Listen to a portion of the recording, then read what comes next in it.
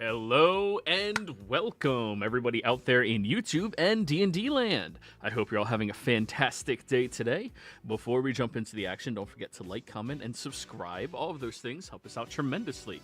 If you're interested in supporting our community a little bit further, consider becoming a member here in our YouTube channel. Memberships start at just $2 a month, and you gain access to some really cool emotes. Lastly, if you're interested in joining our games, we have open slots available in the Tuesday early campaign that happens a few hours before this one does.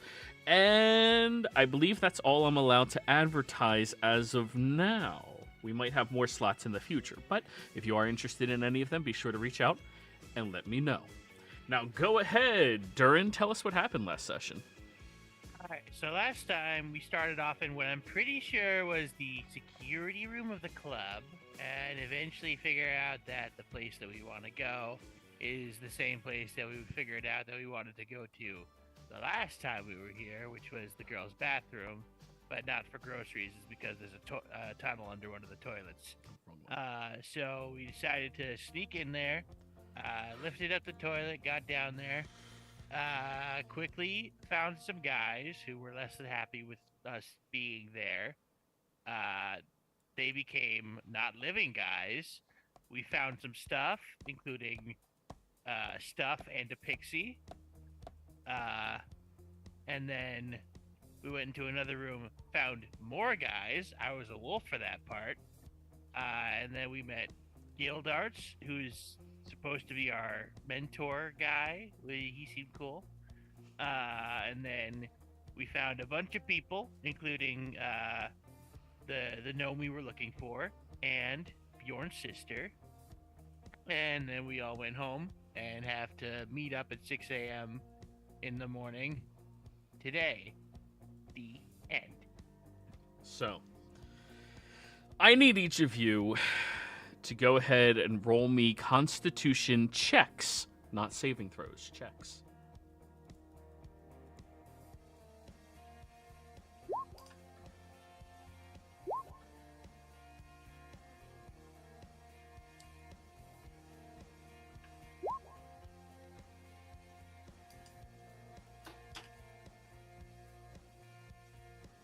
That makes sense for Sybil. Yeah, apparently.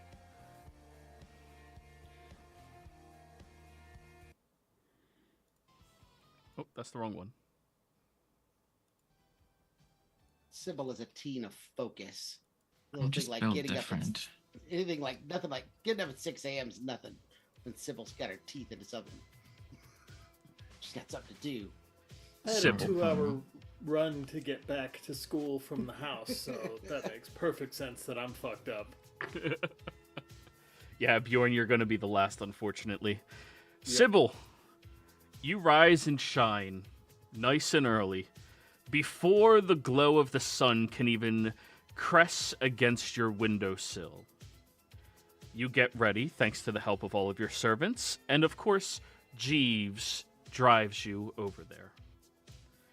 You make it to the front of Eldermage High, just about 2 minutes before 6 a.m., knowing very well that, by your father's standards, that would be unacceptable. If you're any less than 15 minutes early, you're late. However, given the circumstances of last night, you seem to be doing the best. The only person who is there already is Gildarts, who's currently leaning up against the large, closed, metallic gates into the campus of the school, and who currently has a lit cigarette in his mouth, just slowly dragging and exhaling it out. You see his outfit has changed quite a bit right now. His hair, much more well taken care of, and his disheveled beard is trimmed down very nicely to accent a very chiseled jaw. He's adorned with some clean but definitely worn jeans and combat boots. And equipped to his side is a holster that seems to have a very large gun that's unfamiliar to you. I think I'm about to convince him to commit a crime.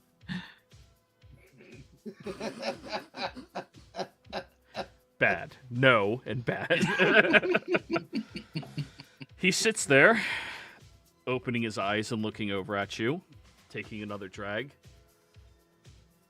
Huh. Well, I have to say I'm surprised. I didn't think you'd be the first one here. Yeah, sure. Good morning. And why is that? Well, based off my first impressions, you're spoiled, you're fragile, you've been catered to your entire life, and you don't have any actual discipline instilled into you other than fear. But hey, I can be wrong. I guess you'll have to find out. Yep. All right. Well, there's a little restroom right here outside the wall. He reaches down, and you notice there's a cardboard box, and he pulls out a stack of cloth and tosses it over at you. Go ahead and get changed. What is this? You unravel it, and it is a gray sweatshirt and gray sweatpants and running shoes. What is this for? They're called clothes. You wear them. Now go put it on. For what? Give me a wisdom saving throw. She's poking the dog. You feel like you can't really... Yeah, you should listen to him. You turn around and you walk in. I don't think I do. Oh, you're terrified of this man from his evil look. Am I? With I a don't trust this 7? guy. With a 7, yes, you're terrified. I guess. I mean, you saw him as a werewolf.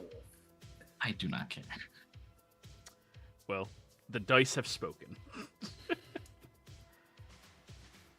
So, after a moment goes by, you heading in there, Dresley, Barnabas, both of you make it here around the exact same time. He looks over at the two of you. Morning.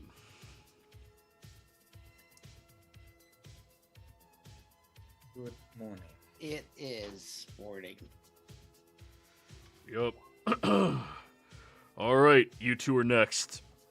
There's a little outhouse on the other side. He reaches down, pulls out bundles of cloth, and tosses it at both of you. Go get changed.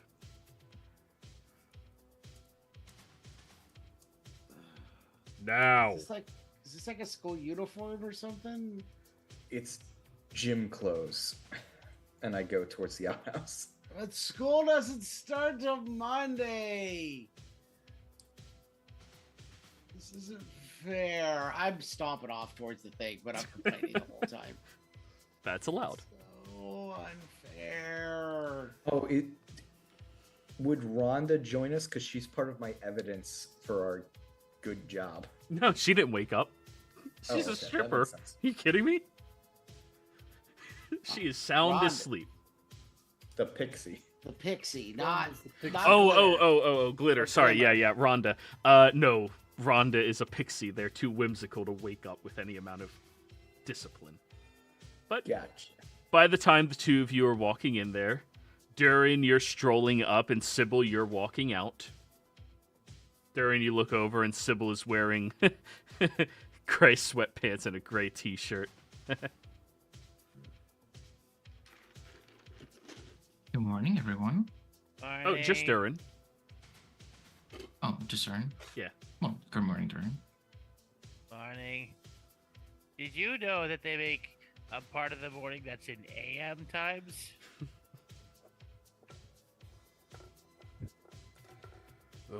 You're... Hey, where the hell's Bjorn? Ah. That little shit's running late. Here, you get changed too, and he tosses you your clothes, Durin. Oh, cool. You're what, a medium in dwarf? Yeah. Alright, good. Go get changed. That outhouse is free now. She's done. And I go off to the outhouse. By the time everybody else is done getting ready and changed, you all meet up out there, and you see that he's still sitting there onto a different cigarette at this point. And you hear from down the street Bjorn running to catch up towards you guys. Bjorn, you're 35 minutes late. Yep. It's forest. It was dense. Oh, all of my clothes look just like this. I totally have sweats, just like this. Is this what we're all wearing? Yeah. These are great. Now you're putting this one on. He tosses it at you. I expect you to catch up to us. All right. All right, everybody. This is how things are gonna work. I'm sure you've already gotten the lowdown from your student representative. You should have been talking to Tony this whole time. And if you haven't... Who? Tony. Who? He's literally right fucking behind you. Where? We've never met Tony before. You guys turn and look, and there is a incredibly pale-faced human just standing there, who's like a little too close to all of you, but none of you have ever seen before in your life. Oh, hi. Hi, I'm Darren. Hi, everyone. I'm Tony. Nice to meet you. I've introduced myself like 6 times, but you guys just keep looking the other way. We were told by the principal that we didn't have a senior, that they were out of seniors. We were specifically told that. Gildards. He told you... Tony, why aren't you making yourself known? Oh, they're kind of intimidating, and I didn't really want to get noticed by them. They're kind of scary. We're not scary, we're friendly. Terrifying. Right. Bjorn stands up straight as he possibly can. Hell yeah, we are. All right. So I'm assuming you guys haven't heard anything Tony said since you got here. Okay, no problem. The system is very straightforward. Every group, every team, whatever you guys want to call yourselves, squad, doesn't make a difference.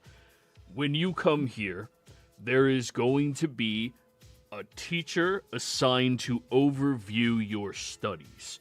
Get you on the right track, get you in the right programs, make sure you are as safe as possible.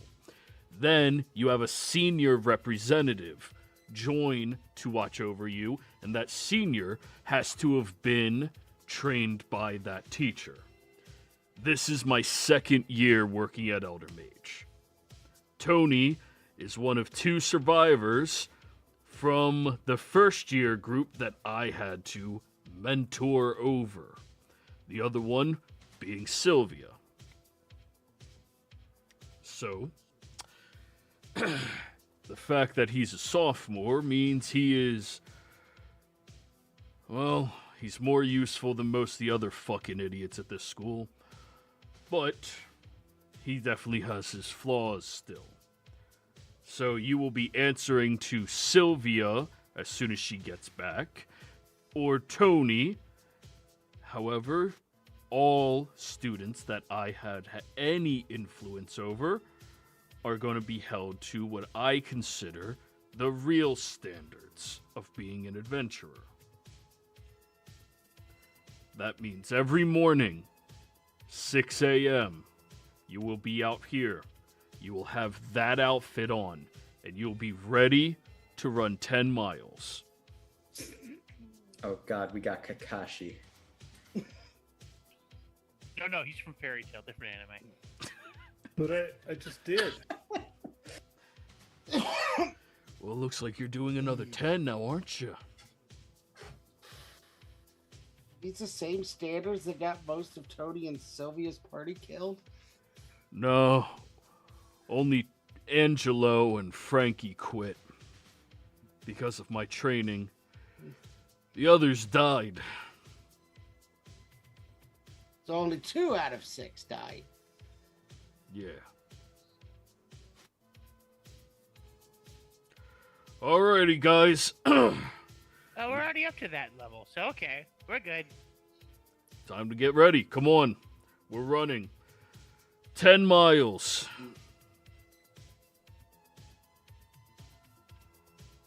And you know what? I have an idea here. Who here thinks that they are the most athletic out of all of you?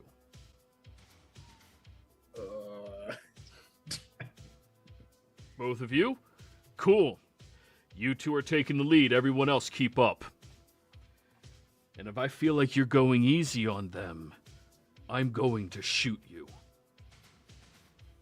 Does he pull out a gun? He pulls out, none of you are proficient in firearms, a very big, shiny gun. Is that like a camera? You've seen a gun. No, you know what guns are. You just don't know what this specific one is. Get to running. We're not even gonna stretch first. That could be. He's bad going for to him. shoot the gun loudly. Ah, okay. Too high for this. So, everybody, I need you to roll me athletics checks.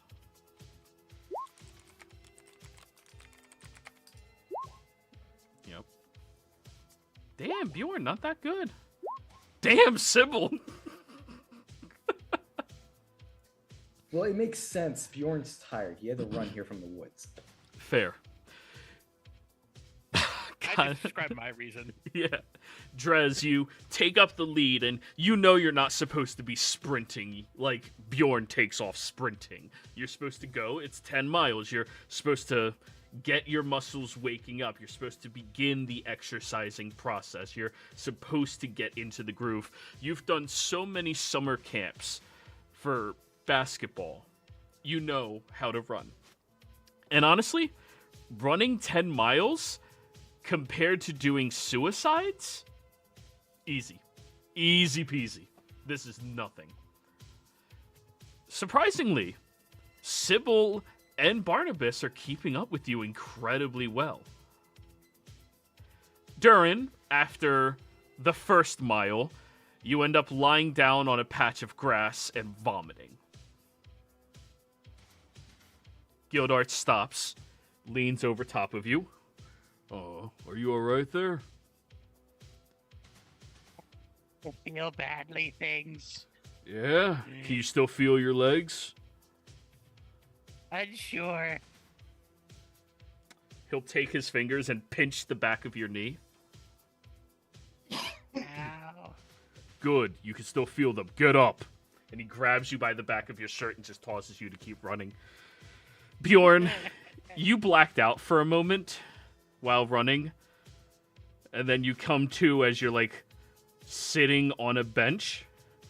And you look up at Gildarts, who's literally dragging Durin behind him, running, or in front of him, running, as everybody else is way the fuck past you already.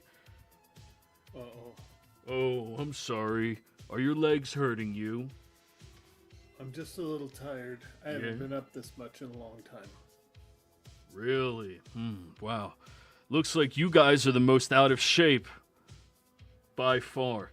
You know what that We were means? up till 2 in the morning rescuing you. Yeah, good point. And I was up until now getting everything ready to start training you guys. Come on.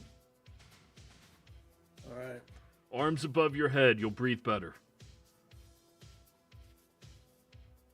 No. Arms. Elbows high. Elbows high. There you Okay. go. So. Up in the front, Drez and Sybil are definitely in the lead, and Barnabas barely behind the two of them. You look back and you see Gildarts is running in tandem with Tony to keep everybody moving at this consistent pace. He seems to be dragging Durin a little bit and pushing him further ahead as Bjorn is struggling to keep going, and you all three see the fatigue on their faces. Now, I need a con save from all of you.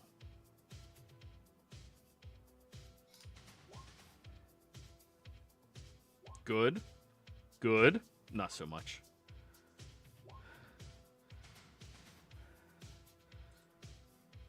Oh. Drez, good. Only held that level for so long. Yeah. You know what? If this was only 5 or only 6 or only 7 miles, Barnabas, Sybil, you would have been perfectly fine. But around that 8th mile mark, both of you just collapse on the sidewalk. If I catch up to Sybil, I will do my best to try and pick her up. Right. And then if we also catch up with whoever else you're talking, Barnabas, we'll try and scoop him up too. All right. Help hoist them up, getting them back to their feet and continuing on the run. And when you do that, Gildart slows to be behind you all a little bit. Come on, we gotta get going so the crazy guy doesn't shoot us. Are you sure that's the bad outcome? I'm no longer certain. I don't know. I have not been shot, but I know that it hurts, apparently, so. I'm getting really close to risking it. No. So, Drez, you've ran all the way around the humble hexes, making your way all the way over to this side and then back to the front of the gates, where you end up stopping and... Whew, you know what? That's quite a morning workout. 10 miles is rough, but you think you can definitely do this. Like, you're good. Oh, I'm out of shape. I should have spent the summer goofing off. A moment later, Durin, you realized, hey, once you stop feeling the pain in your legs and your lungs, and you accept the fact that you're kind of like going in and out of blindness, it's easy just to keep running. Catch up to Drez, and a moment goes by as Bjorn comes helping Sybil and Barnabas back up to the front. Gildarts seems to stroll up towards all of you, giving you a little bit of a moment to catch your breath, and he reaches down into a bag he has right on the side and pulls out these very large bottles and tosses each one at you. They're water bottles.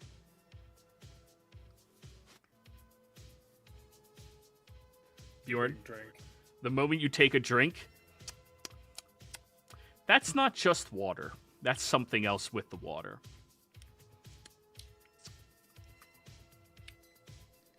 I'm gonna drink it. Scotch. No, it's not scotch. I infuse the water with a little bit of caffeine, a little bit of electrolytes, and a tiny little bit of sugar for flavor. It'll help rehydrate you so you can keep going. It's my own recipe I make. Everybody drink up.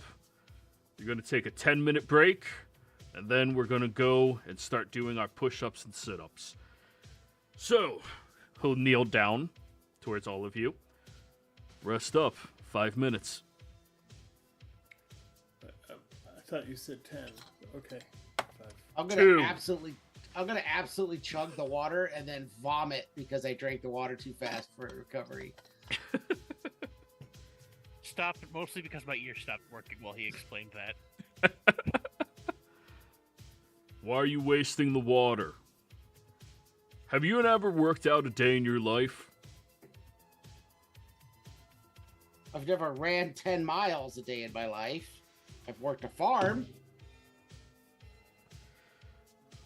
Well, then let me put this a little bit better in perspective for you. You know how when you're working on the farm, you're not supposed to run to the next job, work as hard as you can, and then get that portion done. You're supposed to pace yourself with everything you're doing. You obviously never worked for my father. Well, that's the way you're supposed to do it, so you don't burn yourself out and die. Now, Drez over here clearly has a lot of athletic ability. Natural born and attuned to his abilities. That being said, he's only going to get faster. He's only going to get stronger. Now, because he's your teammate, it's up to him to decide. Are you going to slow down so all of them can keep at the pace that you've set? Or are you going to keep pushing yourself so they have to catch up to you? Oh, is he actually asking me this question? As you hesitate to answer, he just blinks at you and lights a cigarette.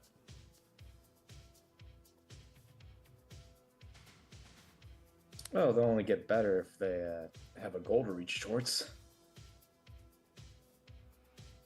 Well, looks like you guys know who to blame for you vomiting and passing out on your morning runs.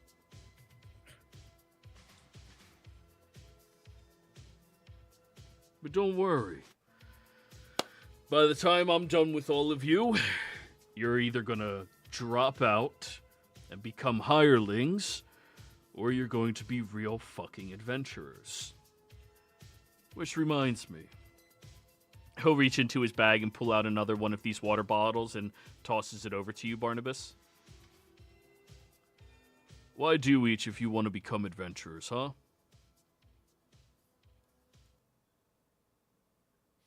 So I don't want to lose my feet. What do you mean? Oh, wrong one. Well, I think that sometimes my kin have lost their feet and been sold by my father. You believe that's your father who's been taking your kin and selling them? I mean, maybe? Or other hunters? Because our feet are bigger than your standard rabbit foot, you know. And they're magical, too. Well, they can be used in alchemical components. Oh. I didn't know that. So, you want to be strong enough that you can survive your father? Well, here, let me make your life easy for you. You can drop out, become a hireling. I'll say, 10 gold, I'll go kill your pops right now. Okay, well, I'll have to earn some more money, so until then, I'm sticking with adventurer. Oh, jeez, he's not denying it.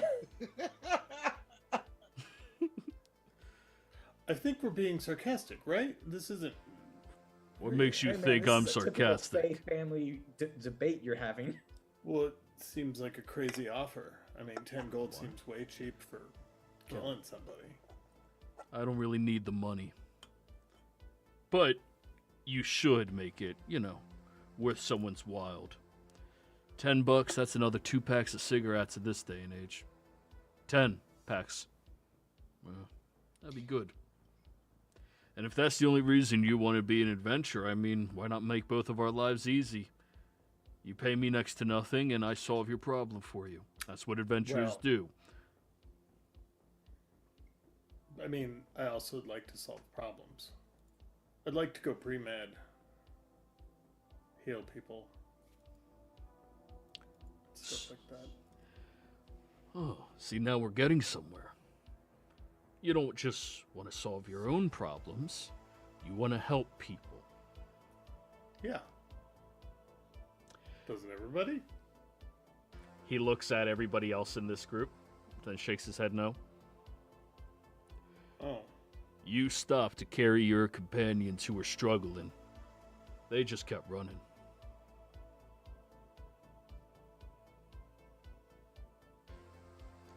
Dicks. That's right. How about the rest of you?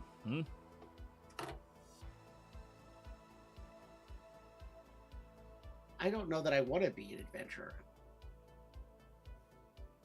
Then drop out. You do understand how teenagers and parents work, right? I assume you had parents at some point and weren't just spawned out of an egg or a pole out of hell or something? No, I had parents, and then they died when I was about 6 years old. So nobody else raised you? You just lived on the street after 6? I was Nobody raised at told a- you what to do? I was raised at a church.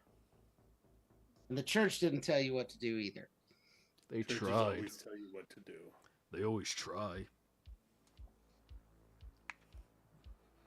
Some of their teachings were good. But, honestly, I became an adventurer out of spite. I was a small guy. I was picked on. A lot of people kept calling me weak, orphan boy, dead parents. They died to get away from you. Shit like that, you know? Sure, you guys will hear a lot worse than that. And, I decided to go for the Adventurers program. No magical ability, aptitude, no athleticism, nothing. But, you know what? After my first year, I walked right up to the guy who was always responsible for bullying me, and I smashed his fucking head into a wall, and there was nothing he could do to stop me. Did you kill him? I tried. Didn't succeed, though. Not paid enough. No. The headmaster at that time, the principal,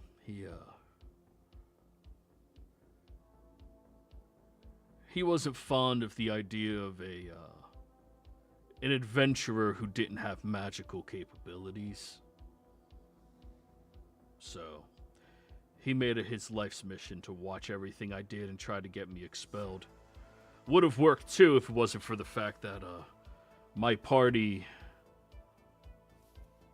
we ended up saving a whole lot of people later that year. But we're not talking about me.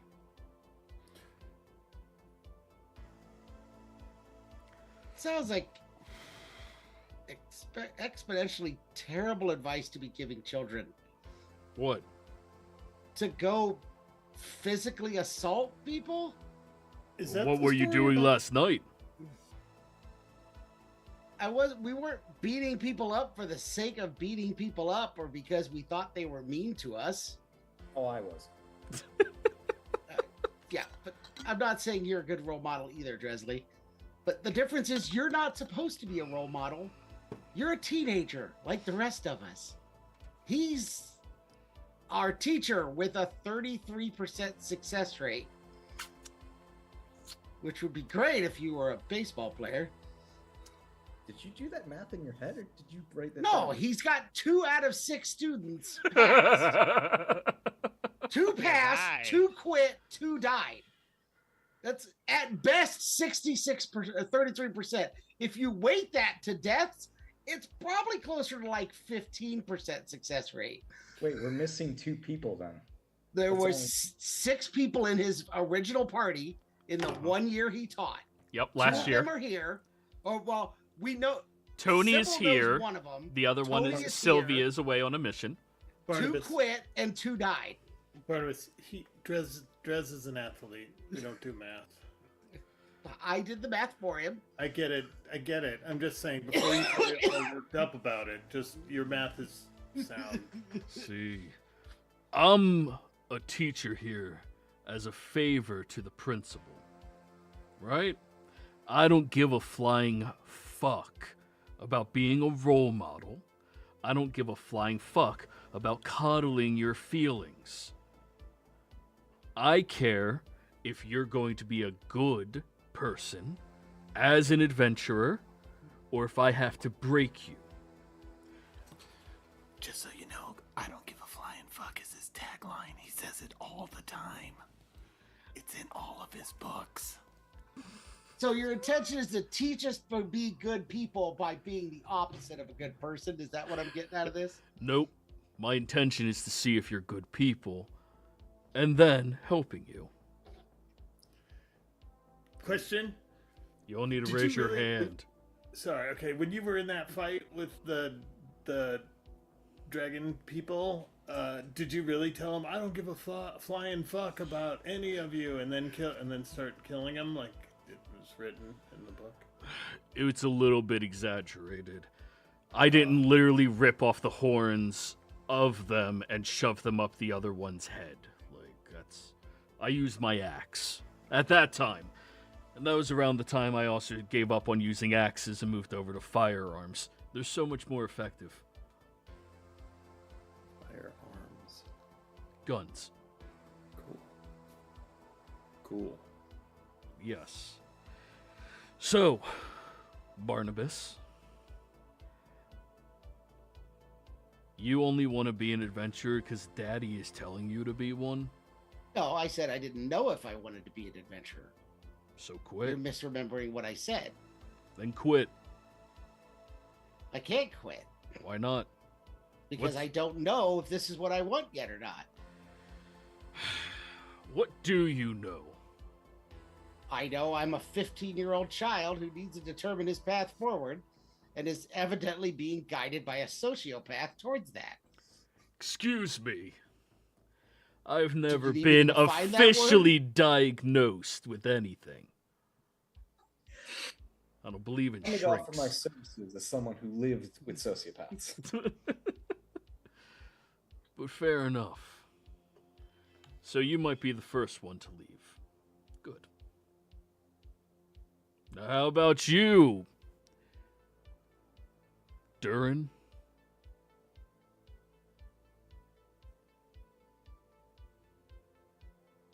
He's BRB. Oh, God damn it. How about you, Sybil? Why do I want to become an adventurer? Yeah. Well, to honor my family and to make the world a better place. Alright, I need you to roll me the appropriate charisma check as a whispered roll.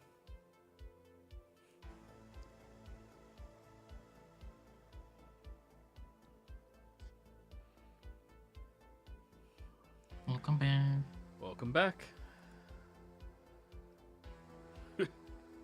Honor to your family. You're fucking funny.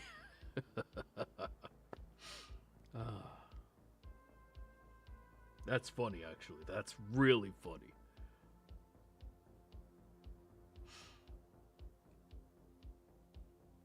Now, have you talked to them yet about your situation? What situation? The one that you're currently in. Being sweaty in these like gray clothes? He just blinks at you, and he goes from having like a very cold look to a much softer look in his eyes. Ugh. All right. Just so you know, one of my students that died last year were like you. And that's what killed them. Still not sure what you mean. Sure. Well, whenever you feel like actually talking about that, you probably should to at least someone. Life expectancy isn't very high. What about you, Durin?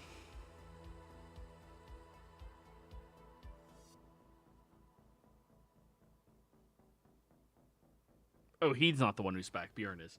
What about you, Drez?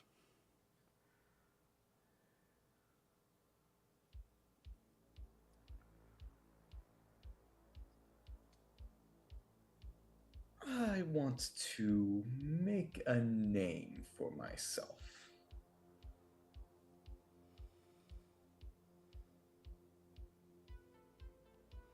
Really? That's it? I'll have to be honest, out of everyone here, yours sounded the most honest. And the most well thought out. Yeah, can't argue with it.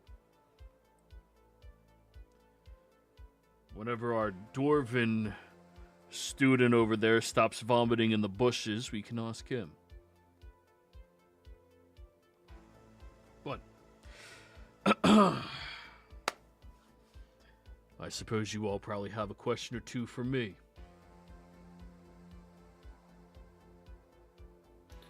Did you really throw 14 pirates from a mast? No, that's ridiculous. There was only 10 pirates on the mast, and I cut the mast and shoved it over to knock them all off. Work smarter, not harder. I'll raise my hand. Yeah. What is Sylvia doing? She's working on a mission for me. It's a part of her sophomore task that she has. She is responsible for observing a particular meeting that is going to be transpiring or currently transpiring between elites. And then she's supposed to report that information back to me. So she's only part of the group in the same capacity that Tony is, right? Absolutely. They're supposed to be the people you talk to when you don't want to deal with the authority figures. People that understand what you're going through more. Especially when I turn out to be a brazen, sociopathic dickhead. I just turn around. Is Tony just standing behind us? Yeah, Tony's been standing here the entire time, and he's saying something. You just, unless you're focused on him, you don't really hear him speaking. That seems sensible enough. For I have one, to buy him a bell. I'm very excited to be working with all of you. I'm looking forward to helping you succeed in your individual endeavors and find your true calling and aspirations in life. What was that, Tony? Well, I'm very excited to be working, and he just repeats himself again. Hey, Durin, you're done vomiting over there. Just spent 5 minutes running in that direction before I realized none of you were still with me. Well, sit down and tell me, why is it you want to become an adventurer? Why not be a hireling? I heard some guys at the mall talking about how it sounded like fun, and I thought, oh, I like fun, and then I did it, and then the last 2 days were fun, except for the part where I died, but this isn't fun right now. So your entire motivation is because, fun. Yeah, You'll be the first one I break. okay. All right.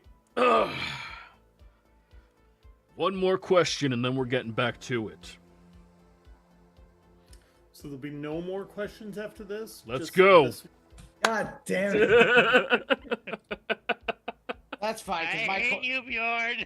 my question was going to be if there's a faculty review board. So I was gonna ask about the lycanthropy, but okay. I was gonna ask if we were done running. We yeah, are. it's push-ups now. And Oh. sit-ups. Oh. So, everybody, grab a partner. You're going to do sit-ups. They have to hold your feet for you. Oh. Durin, I you come grabbed with me. Bjorn. Me? Yeah. Alright. So, as you're calling over to Durin, he grabs Bjorn and walks over. Durin, Yeah? come with me. Okay, I just continue carrying Bjorn like a suitcase. Leave Bjorn. Oh. I Oh. put Bjorn down. I mean, you guys go ahead. I can do sit-ups. You pair with Dresley. I'll get Tony to help me. No, look, I've got. If you two don't mind being next to each other, I could just put my feet on each of your feet and hold you both down. And who the hell's Tony supposed to help? Who? He points at Tony. The Hi, I've ghost. been here the whole time. Hi, Tony? pleasure. Well, meet you. who's Pyre supposed to Wait, bench? are you with us? I I'm don't know gonna who- I'm gonna raise my holy symbol and attempt to turn undead. Okay, it doesn't work. I'm taking Pyre with me since he wanted to show up 3 hours late. Or an hour late. And he's taking Pyre. Actually, now that we actually can see Tony, what is he? Human? That's human. Very, Oh, very God. pale, sunken eyes. He has black nail polish on as like the only standoutish feature on him, other than the fact that his denim jacket, you can see from the bumps inside of it, has a handful of tools or weapons in there. A ghost. So, Gildart will take Pyre and head a good 40, 50 feet away to start working with him. Leaving all of you by yourselves to begin doing your sit-ups. All right. Here, I can just stand on both of your feet. I'll pair with Tony. He wants somebody to pair with Tony so that Tony has something to okay. do. I'm gonna pair with Tony. I'm gonna do one sit-up and then I'm done because he never gave us a number to hit. He said 100. I didn't hear that. Okay. Oh God! I literally did not hear that. So Did Tony or did Guild? Gildart said 100. He said we're going to run 10 miles, and then we're going to do 100 sit-ups, and then they're going to do 100 push-ups. Oh my God! Are we doing the One Punch Man routine? Yes, you I was are. about to say, I don't want to Damn be it. bald. Tony will look down at you. We're supposed to do 100 of them. It's all right. I find it's easiest to do them on an empty stomach. So good thing you vomited. Don't worry. After the first Twice. 4 months of doing this, it becomes a lot easier.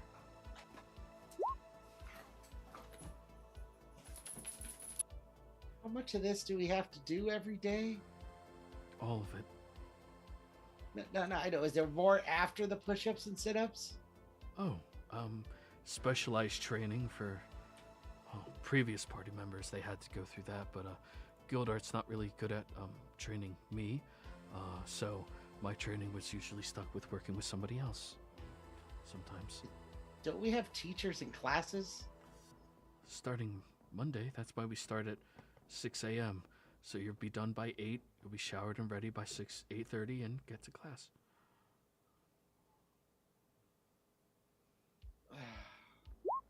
Hey, on a good note, this actually takes up your athletics program requirements.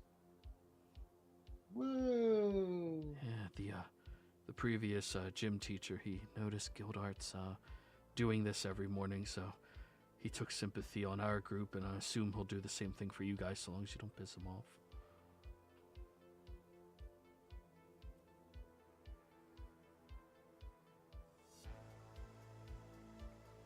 Wonder what the punishment is for teacher side.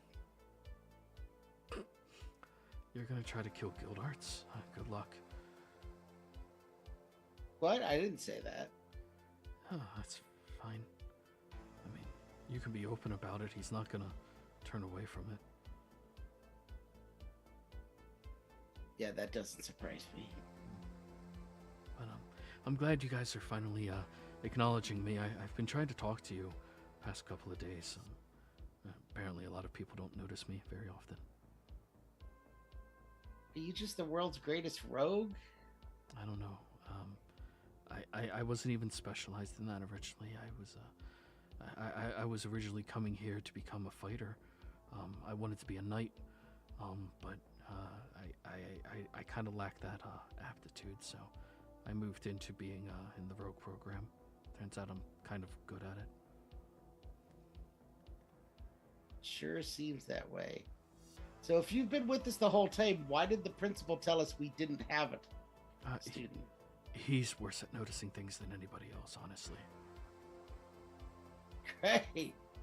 He's usually very drunk, and if he's not wearing his glasses, he can't see anything. I at least thought the principal was competent. I guess I was wrong. Oh, he's incredibly competent. He built this entire school out of his own magic. 100% of it is his own creation.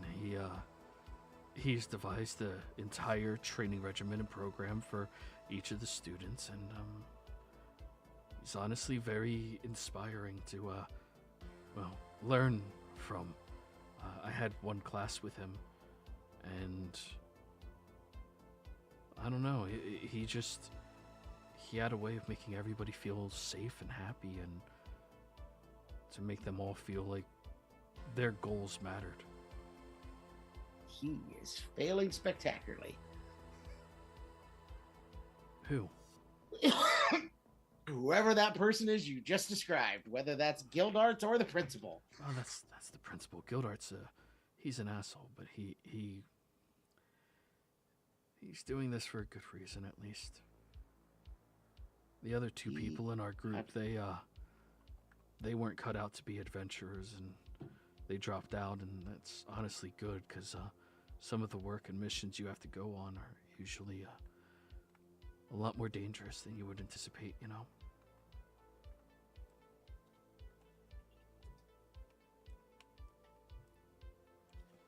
Yeah. So I think I'm just going to go back to ignoring the fact that you're here. So... Oh, okay. Well, it was nice talking to you.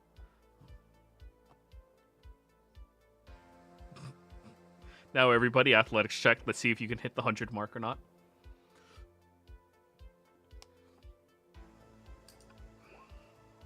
Damn. Fuck. Durin.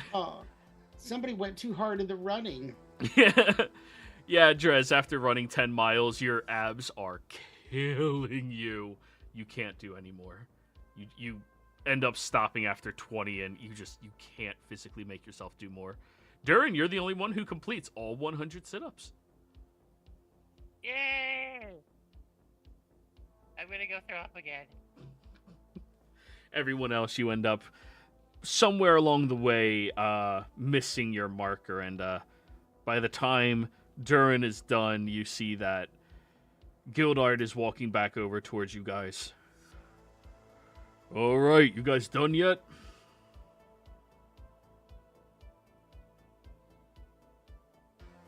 I am. Yeah? Did you do enough? But how else would I be done? By quitting. Oh. Everything could be over just by quitting. I would have done that if I knew. Good, you can quit. But now it's too late. I physically cannot sit up. He'll go over to you, squat down, and look you right in your eyes. Damn. Huh. You know what? I thought the theater made their kids a little tougher. He just... Ooh, that got him. Can I try not to snap my ab muscles and sit up? You can absolutely try to. Do another athletics check.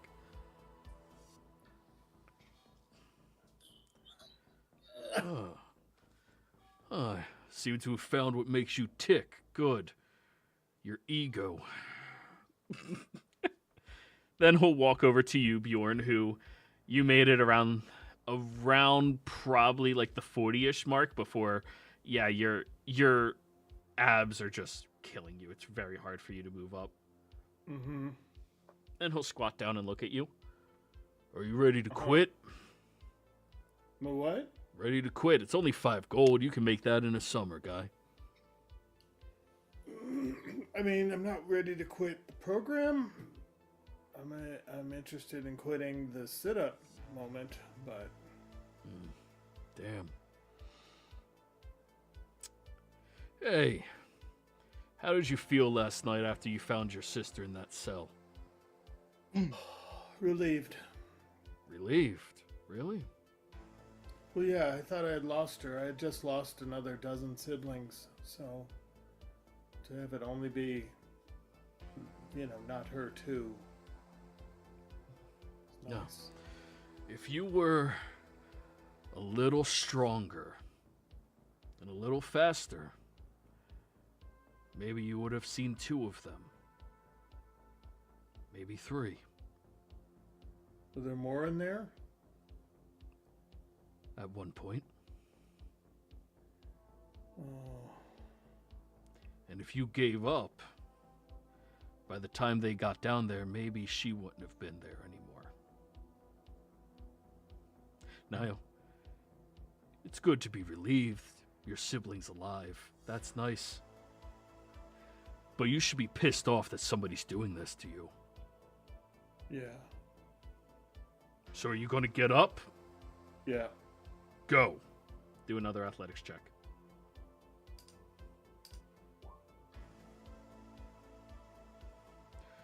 Come the fuck on, bunny.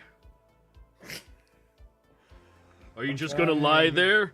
Let everyone else walk on you your entire life. Let everybody else tell you that you're just some weak, pathetic little rabbit that's gonna die, or are you going to fucking do something?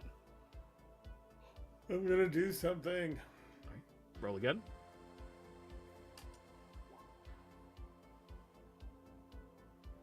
You end up getting just enough pissed off at him and the entire situation that you break past that wall and you keep doing your sit-ups. There we fucking go. See? Feels good to no longer feel weak, doesn't it? It hurts my stomach. No, it hurts more. Watching people you care about that you could help die. Right. Then he walks over to you, Sybil, who made it about third, probably around 50. Are you enjoying yourself down there, princess?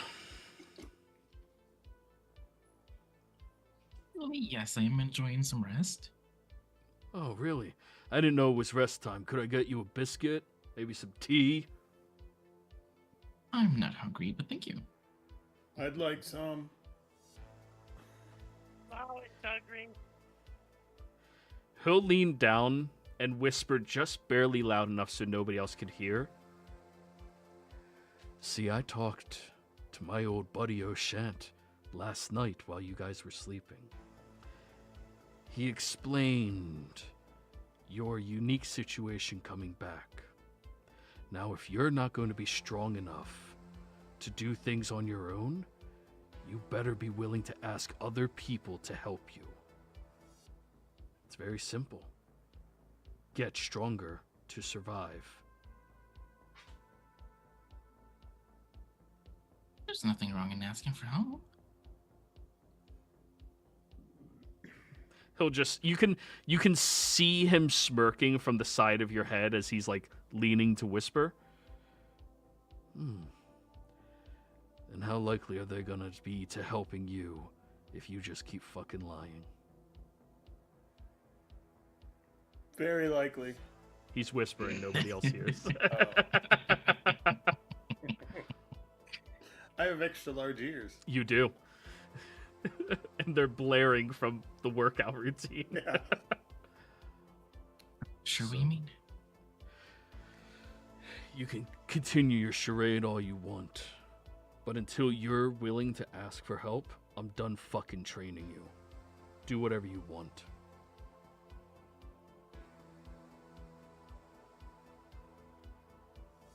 He'll stand up and look at the remaining 2 of you that are still pushing. And Barnabas, you struggled and you've gotten to about that 70 mark. As he goes over towards you and just looks down at you. I'm too out of breath to say anything.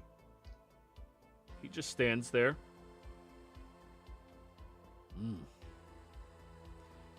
Damn.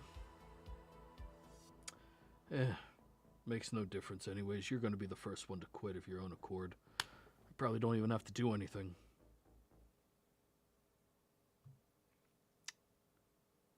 I'll give him a thumbs up. Oh, there was one thing though. You see, I heard recently that,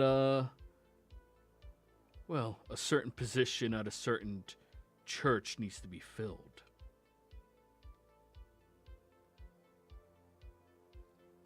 Now, if you would like, I grew up at an orphanage not far from there. I'm sure I could talk to the current priests and flock out there and just convince them that you should go there. Then you get to leave your family, you get to leave all this, and you don't even have to work for it. Wouldn't that make your life so much easier? You know, I already have that deal, right? You're not offering me anything that wasn't already set in stone when I was born. Oh, it was set in stone for you to earn it by becoming an actual priest. But I got some friends that would be, well, just like for most churches, willing to turn a blind eye to a right amount of coin put in their pockets. Who's to say you're not a prodigy who earned your title very early? I could just make that call for you. Have you shipped out tomorrow. No problem. I realize I haven't shown any great desire to be here yet. But on what part of our interaction together makes you think that I would want anything that you're going to offer me? I'm just trying to figure out how lazy you are. You failed out of that other school. I'll let you know. I did. You did. And I thought you know that what? was rightfully hilarious. And I already have made it farther this year before I ever met you than I did there in a year. So, I was on a pretty good trajectory till you came in. Oh, so I'm going to be your latest excuse, huh? Seems like a good use for you as any. Maybe better than most. Don't worry. As soon as you realize that you can't possibly make it there, we'll get you set up. It's as corrupted a church as any other. Easy enough to pay off.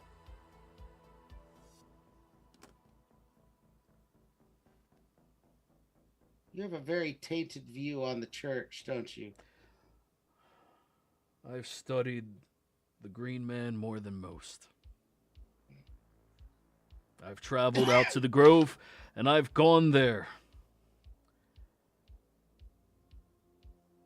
What that church is doing, well, it's right to say that you and your family are associated with it.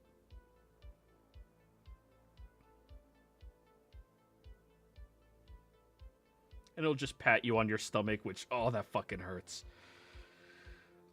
Alrighty, guys. So, do you all rightfully fucking hate me yet? No, but before we do, will you sign my book? No. Okay, now I do. Alright. You want the truth? That's all I ever ask for. I don't hate you. I hate this school for letting someone like you have power over children. What are you going to do I about don't it? blame you for the way you are. You were obviously broken early.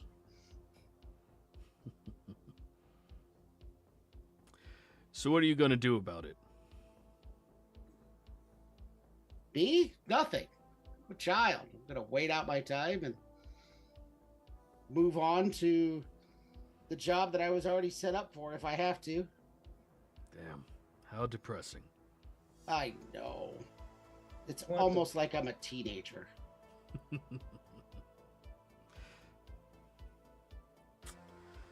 Every morning, 6 a.m., you will be here.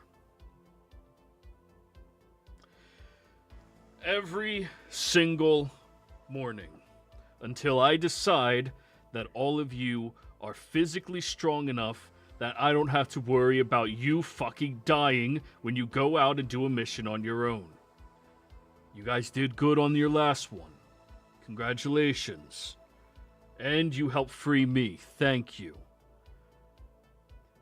But if the teachers of this school weren't around to help you when they were, well, at least one of you would not have been able to come back. No, two. Oh, wait, no, she did it herself. Never mind, yeah, just me. So, every morning you'll be out here. And we will make sure you are strong enough that you can survive on your own. Make sure you learn to work with one another. Bjorn, congratulations. You are the only one who slowed down and stopped to help others. In a team, there's going to be a lot of moments where you are great at something and somebody else isn't. And there will be just as many moments where you fail and others are good. What makes the biggest difference is when you come together and work with one another, learning each other's flaws and helping each other with them. Learn to lean on one another. So, I'll make you all a deal. If by Monday morning, each of you can complete our training without me motivating you, without me coddling you, and can learn how to do it properly, then I will hand in the full report of your success to the faculty, outlining that you won. Congratulations, you become actual adventurers. All of you have at least the minimum requirements in my mind to make it to that. But if a single one of you fails out before then, I'm going to lie to the entire faculty and say I broke out and I saved your asses and you all deserve to fail. Is this clear to you?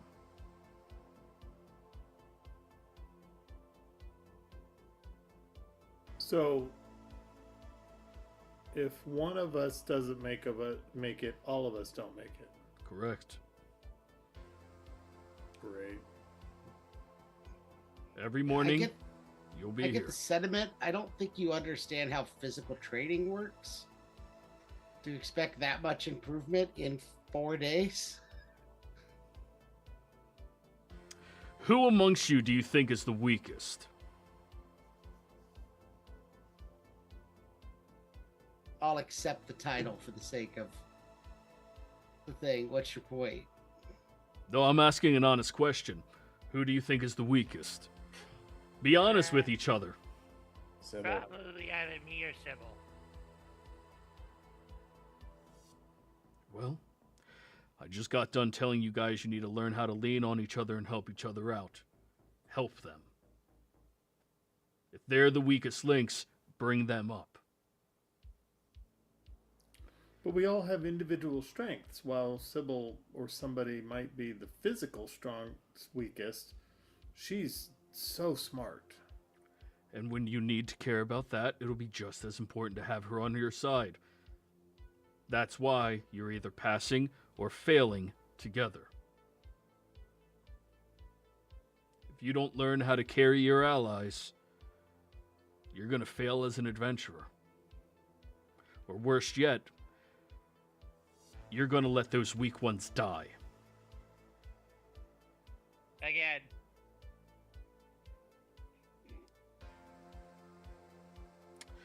I looked down at the book I was going to have him sign that says The Adventures of a Lone Wolf.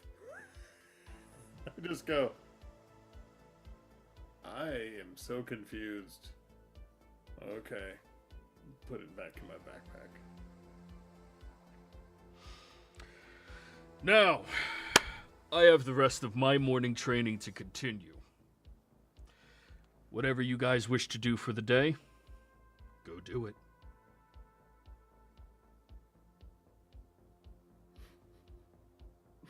So we don't have to do the push-ups? Wait, you Okay, guys I'm didn't taking start with part. the push-ups? I thought you did the sit-ups after the push-ups. Oh, 100 push-ups, everybody, and then you can leave. Go on. Warren. Sorry. At least we're not doing the squats.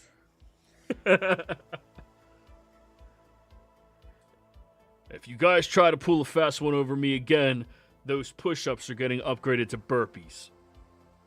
I don't know what that is, but I've been burping and throwing up all morning. I might hate Bjorn after consideration. All right.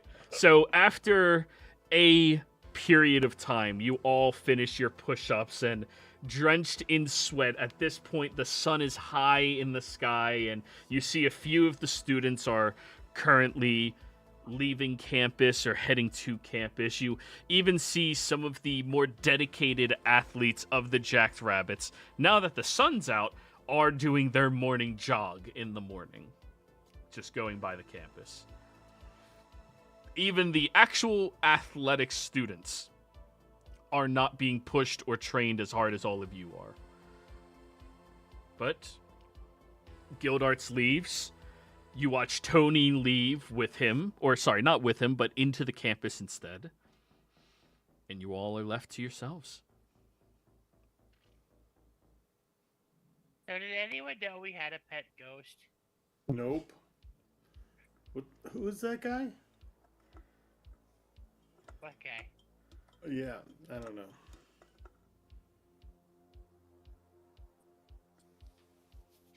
Oh, before Tony leaves, Yeah. I crawl up and hand him 26 gold. For the love of God, get a thaumaturgy belt. Or Oh. What? What would that be for?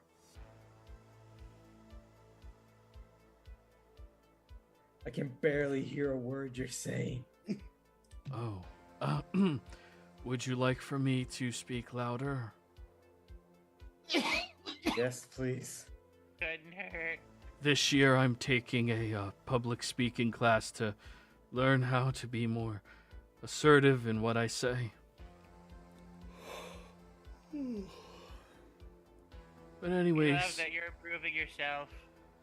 that's, You're a student? yeah, sophomore. Oh, where?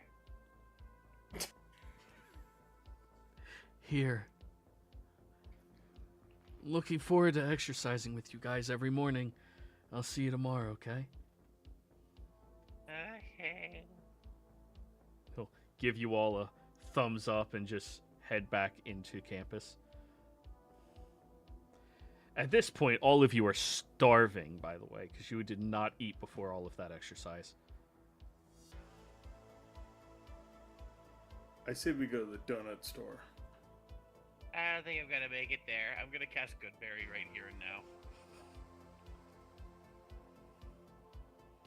Anyone want Where- one to get them going at least? Where's the nearest place Yes. to buy meat? I gave you guys a handout for all the food establishments, right? I'm asking the characters in character because he I'm doesn't know. wondering if I actually gave you guys that handout or You not. You did, you did. I did? Yeah. What's it called? I don't know where they are distance. Quick food We do have places. a list of them. Yeah. Well, you can just make it up. That's fine. Oh. I haven't put it on the map. It doesn't matter. Yeah. I'm down for dim sum. The enchanted egg roll. Hell yeah. Fine. Ooh, something to actually be excited about this morning. You guys eat egg rolls after exercising. It's Chinese food. Yeah, And we're you're all teenagers. definitely teenagers. Yeah. So you guys I'm walk just in. gonna. Yeah. I'm gonna cover this, and I'm just gonna make sure everyone has 3 pounds of whatever chicken they have. Jeez. Sure. It might be fried, but it's protein. So everybody, just subtract like 5 gold. It's cheap. So everybody, you're sitting down. Whew. Oh, cushions feel amazing, even though all of you are kind of sweaty still. Well, that was an experience.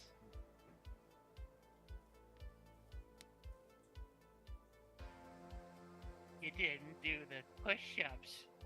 Come on, Bjorn. What the hell was that? I didn't. I'm sorry. I know. I realized as I was saying it, I should have shut up.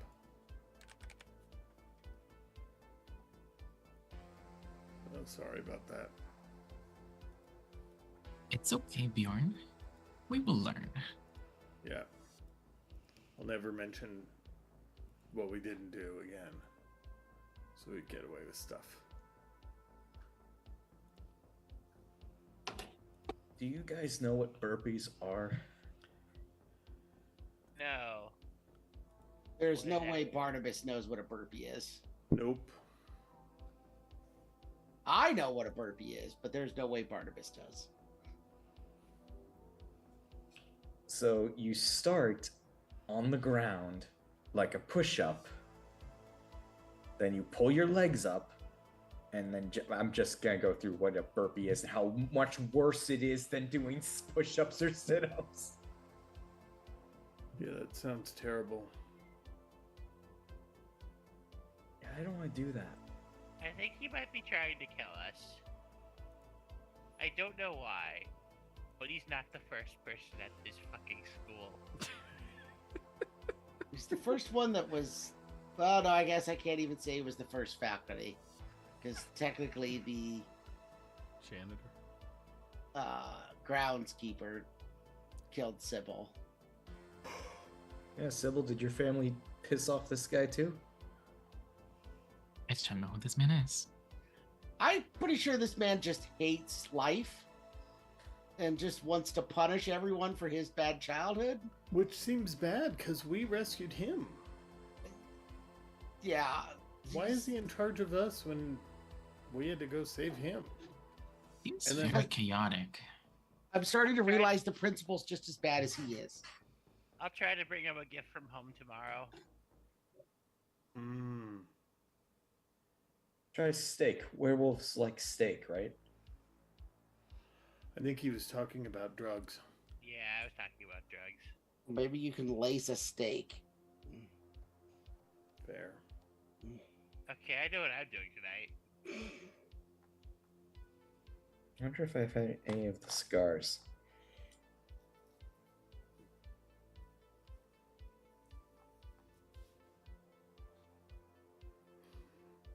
Maybe I can even break into my special mushrooms. Those go with steak. So, how the hell are we supposed to get it so that Dresley can get all the rest of us to complete every other physical activity? Because he's the only one that passed any of the physical activities. I did the push-ups. No, that was the sit-ups. I did the sit-ups. All right, so Duran did sit-ups.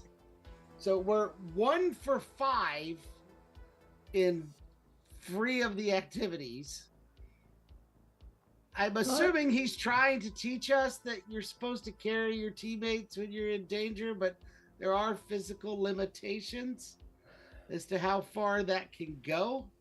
I also technically did do the running. I just don't remember half of it. Okay, Barnabas, I didn't want to do this, but I feel like there's no choice. I'm gonna share you guys my training regiment that I was doing at school before here.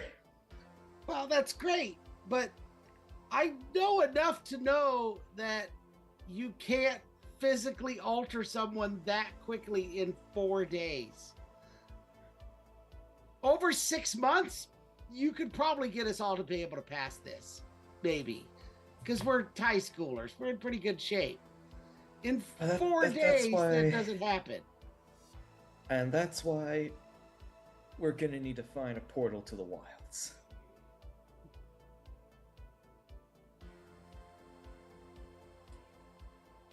Already trying to throw time bullshit into this. If you want to, I mean, that's your shit. So you're saying we have to do another stupidly difficult thing to do on top of this? No, Rhonda told me she knows a secret door. Who? The pixie we saved.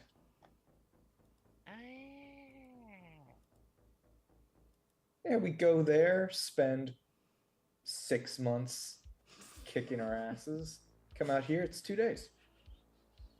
Or something like that. How does math work? Even if that did work, I don't know that I'm willing to put that much effort in. How come? I don't know that I want to do this enough, and I definitely don't want to succeed for that fucker's behalf. Armis, how about this? Succeed for my behalf, and I'll make sure you don't have to lift your fucking finger once you graduate. I'm not completely afraid of work. I just don't... I really just don't want to succeed if this guy is my teacher. Because I don't want to justify his teaching as providing success.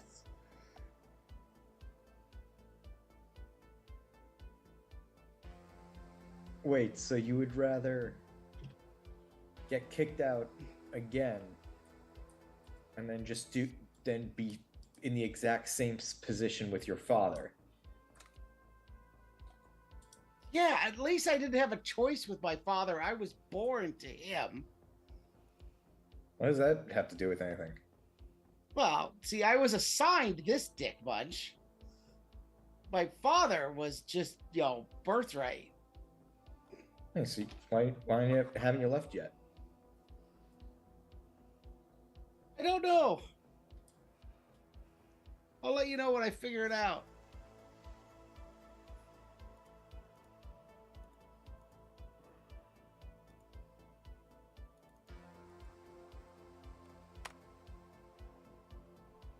Well, sorry, go ahead. I'll be glad to help if I can.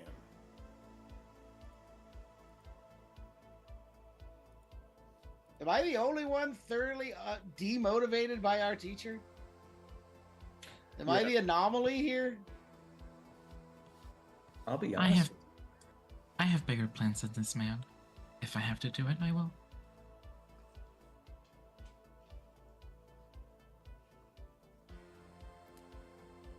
Like he's What were you just going to say, Dresley? Dress? Sorry, I thought Bjorn was talking. I already said it. Like he's just a hurdle. I'm gonna be honest with you, Barnabas. This guy's shown me more attention than that my dad's ever given me. So I'm more than willing to prove him wrong, even if it's to spite him.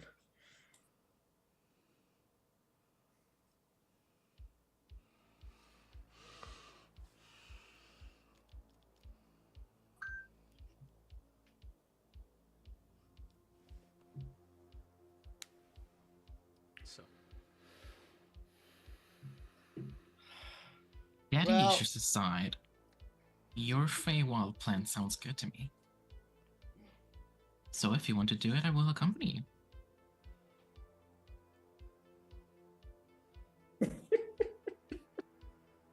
It does sound like the best plan we've got, so let's do it. So we gotta go find the pixie. She's passed out in my room. Whoa. He is definitely the smartest one in the group. Nobody else? Okay. Barnabas was there too. It wasn't that. Honestly, she's a little old for me. I don't think it can be that. tiny. You clearly haven't been to the wilds. No.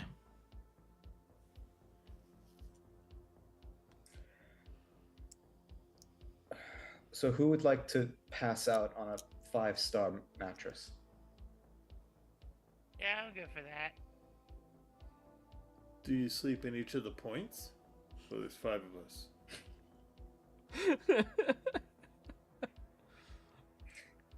I mean, technically, it's bigger than Barnabas, Durin, myself, Sybil, you. So we could. Unfortunately, in addition to getting to do this, Sybil and I still have to go investigate our house quest. Oh, that's right. You guys do tryouts on a Tuesday after school starts. We have to go solve a mystery by Sunday. Or you could lower your standards a lot and do the thing that's going to be probably super easy after all this. Yeah, I You're really nuts. don't want to sign up for more athletics. Not to mention my sister's in that club, and I do not want to spend that much time around her. How old is your sister again? She's a senior. So you're a legacy.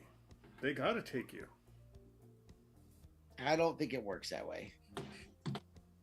Working But animal. you know. Speaking of which, around this time, you guys are eating, enjoying your meal and beginning to accept the pain that each of you are currently experiencing. And you all notice the door opens up to this restaurant, and this incredible sweet winter fresh and lilac scent flutters in as many of you look over to the door, and you recognize the head cheerleader, Baylor Swift, walking in with a group of her, mentees that she has.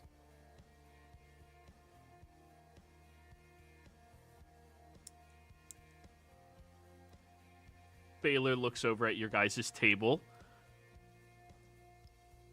excuses herself from her group, and comes over towards all of you. Oh my god, guys, how are you doing? How's your mission going? It's going wonderfully, actually. Yeah? Oh, that is so good to hear. I was really worried when I overheard the principal say that you guys don't have a mentee. There was no seniors available?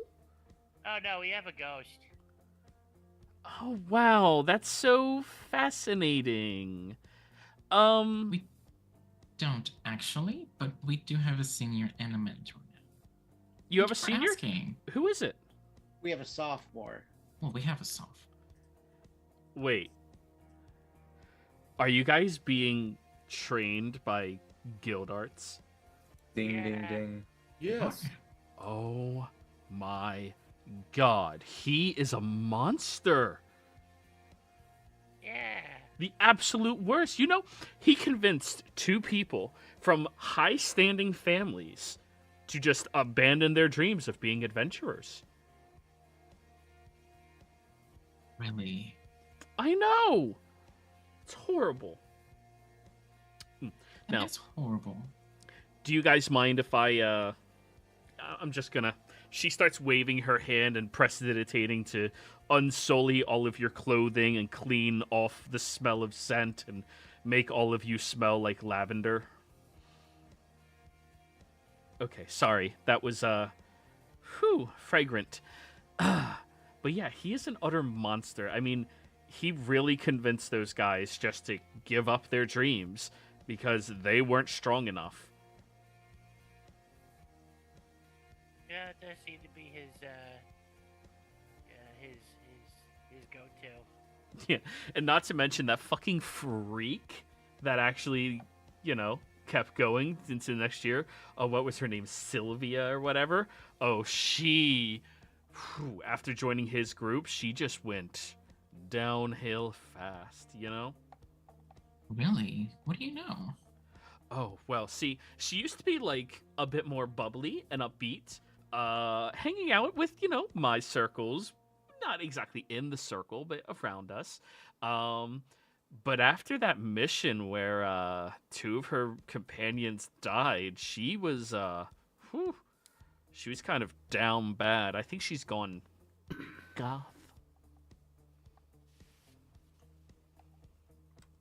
I'm not sure if that came through. Goth. Oh, Oh, She says it like I it's just heard a goth. cuss word. goths are awesome. Wow. Excuse me. They are dark, they are broody, and they are just depressed all the time. They're horrible. But don't worry, little fella. I'm sure you'll learn how cool kids are eventually, and she'll bat you on the head a couple of times. Mm-hmm.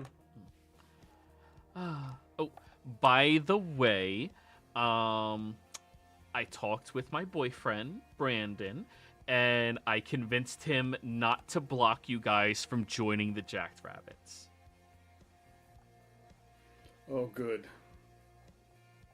Yeah.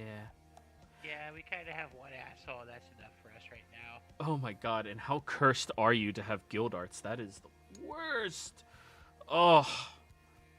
He has no education certifications whatsoever. What? That's terribly irresponsible. I know! It's the worst, honestly. If I was stuck with him, I'd just quit. But, statistically speaking, most of you will anyways. Which is fine. The world needs more people helping out. In all capacities.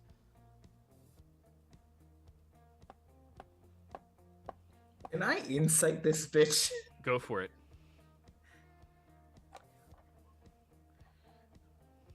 $13.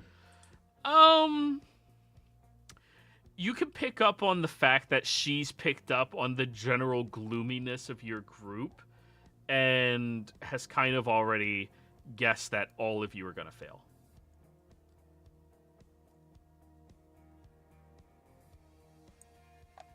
Okay. Well, anyways, I have my students to go help out a little bit. Oh, it's going to be so lovely. We're going to be going over different places to research and where we can pick up on different, accommodations. Oh, by the way, how's your mission going? Are you guys good? Yes. You completed your mission already. That is awesome. So do you know what school you're going to be aiming for? Or sorry, what class you're aiming for? Ah. Freshman. I think monk. Ah. Pre-med. Oh. Pre-med monk. I haven't even heard of that one before. But you have big dreams. I like that. Yup. How about you, Sybil? Are we going to be seeing you in the wizarding program? Possibly. Haven't made up my mind just yet. Oh, well, we would be more than happy to have you join in with all of us. And, of course, we can make sure that we give you the proper accommodations to, get your foot in the door and get a head start on everybody else. We know your Totally pedigree. tubular. Your pedigree guarantees that you'll be worth our time.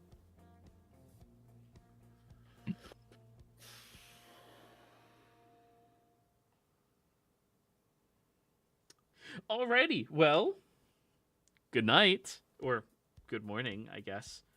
Bye. And she goes Bye. walking back over to Bye. her table across the restaurant. Come on, Barnabas. You can't tell me that he's worse than that. As soon as she's out of earshot, you just hear Sybil say and mutter under her breath, What? You think the head cheerleader is worse than him? I do. at least he's up front. At least we know where we stand. Thank you. Exactly, Sybil. That's what I think. You're so welcome. Sitting. Yeah, he sucks. I get it, but compared to her,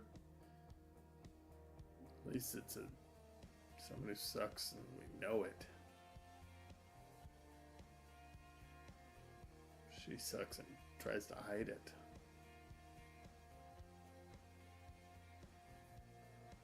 Yeah, I guess the popular mean girl that looks down on people just doesn't seem that high on my threat radar compared to the guy who we saved and is now threatening to get us all kicked out of school if we don't do his extra credit that isn't even defined by the school. It's not really on the same level of people. Yeah, but I should he hate. also sort of defined it as a motivational tool. That it was his way of pushing us. I mean, if he follows through, that's a different thing, but... Remember, he's all about honesty. You seem to have a great deal of faith in him, Bjorn. I don't know. I mean, I've read all these books, and seems like he's this great, heroic, cares for others, does goes to the dark places to pull things out from where it should be, and his motivation in all of these books. I can give you some books. I brought a lot of them because I thought maybe he'd sign one, dick. But you know, the way he's written about is pretty fun to read. So it's hard because I'm not seeing the person that is described in these books, but at the same time, I kind of am. Does that make sense? Like, this is his show to make us into a thing, but I don't know how to explain it.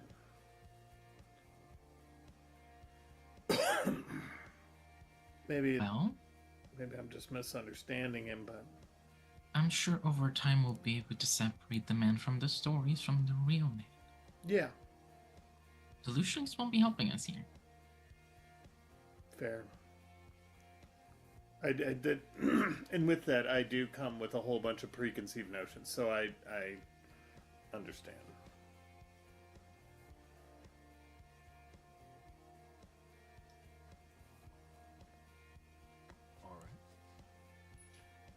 So, But in the meantime, I am willing to help in case anybody lifts anything too heavy or whatever I can do. I just need a nap because I've been running all morning. Well, we have a lot ahead of us, so we might not have time for that. I know.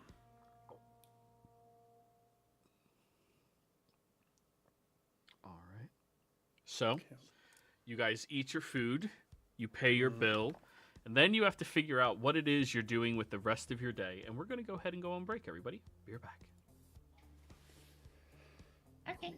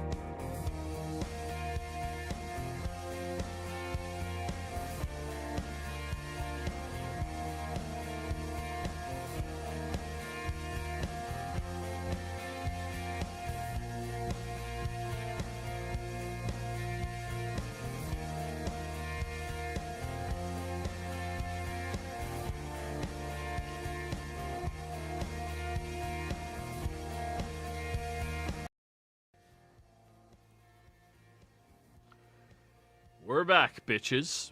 So, where last we left off, you guys paid your bill, and you're not being rushed out or anything. It's still early in the morning, like 8:30, 9 a.m.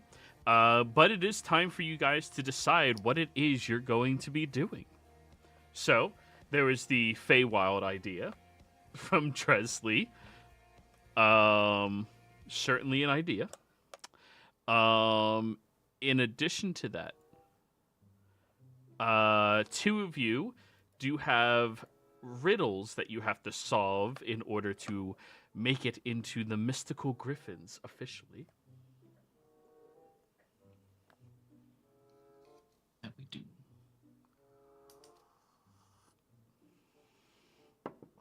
So, We might as well try and tackle that, Sybil, because I'm gonna get more and more less likely to do it the farther into the week we get. Mm-hmm. perfect. So do we want to go to the Whispering Woods then, Sybil? Yeah. So we've decided that our first place to investigate is the Whispering Woods Library. Okay. So, I can take you there. I know it well. do you guys have your riddles currently? Yes. Or I do at least. I think, yeah, we both do. Okay. If you would like to post them in chat, so I remember which of the 6 riddles they were.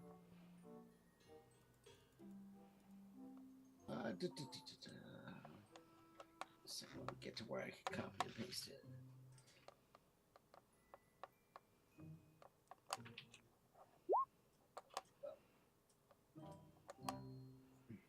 In shadows deep where secrets sleep, a path concealed, a treasure to seek. Seek the key where the moonlight creeps, and whisper the words that the stars keep.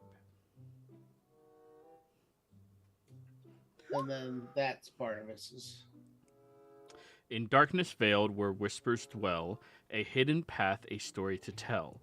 Seek the entrance where shadows swell, and unlock the doors to secrets untold.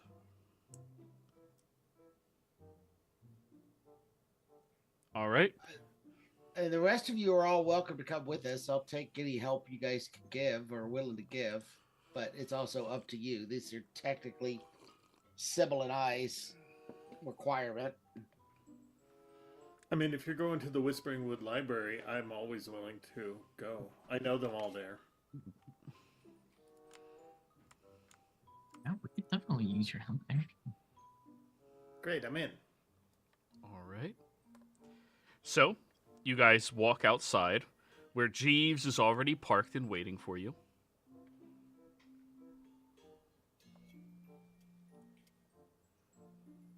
Hello, Jeeves. Hello, madam. Good morning, everyone else. Hello, Jeeves. Hello. Would you like to change your attire into something more respectable before we take off? Yes, please. That would be ideal. He will go into the trunk, withdraw your emergency outfit, which has already been dry cleaned, and you go into the town car. He closes the door. A few moments go by. You are back into your everyday attire. Where are we going today, madame? Today, we'll be visiting the Whispering Woods Library. Very well. I believe I'll I sit in know the the front with way you. there. I know where it is if you need. Go out the west gate, follow the dirt road. It's probably about 25 minutes of running. So in a car, it's going to go less than that. And then you make a slight left by this willow that's there. And then go down the road about, I don't know, 5 minutes running. So Madam, would you be so kind as to allow Bjorn to be in the front seat to direct me to your destination more appropriately?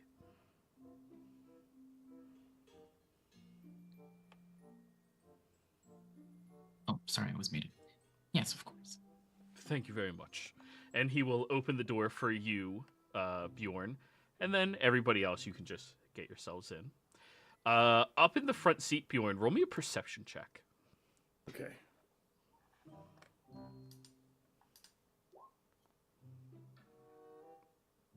Okay. God. He has a book of just crossword puzzles. That's all it is. Just seated right in that middle divider. There's no like two seats. It's just one bench in the front. So in that middle area where like somebody would sit in the middle, he has that book placed there with a pencil. And as you climb up there and he realizes he left it out, he opens the drawer very quickly and puts it in and closes the drawer. When it was open for a moment, you did see something shiny and reflective in there. Huh. You like books that you write words in? Crosswords. It keeps the mind nimble. Nice. I like books too, but I like, novels more. I get it. Nod. Makes sense. Yes. And you begin driving. Everyone in the back seat, I would like perception checks as you're driving. Yep. Okay. Yep. Yeah. Jesus. Barnabas is completely checked out. I wonder how this morning is gonna go. Drez, Durin, and Barnabas, all three of you are completely disassociating while you're driving. Just mind blank, let your muscles begin to stop hurting so much. Sybil, however, as you are driving out of town, you pass by the Spell Shock arcade where you notice the close sign is on, or the close sign is on the door. However, there's a light on inside.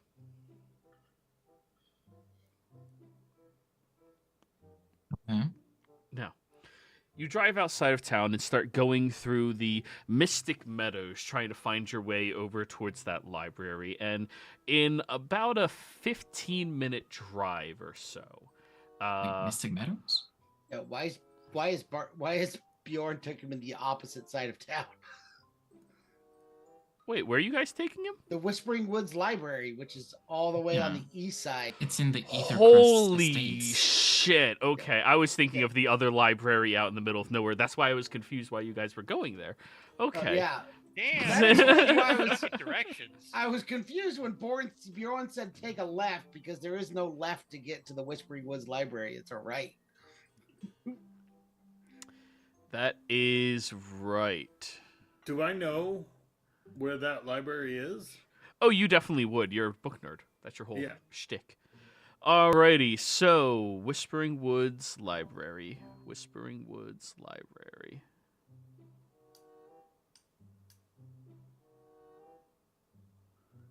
Not this handout.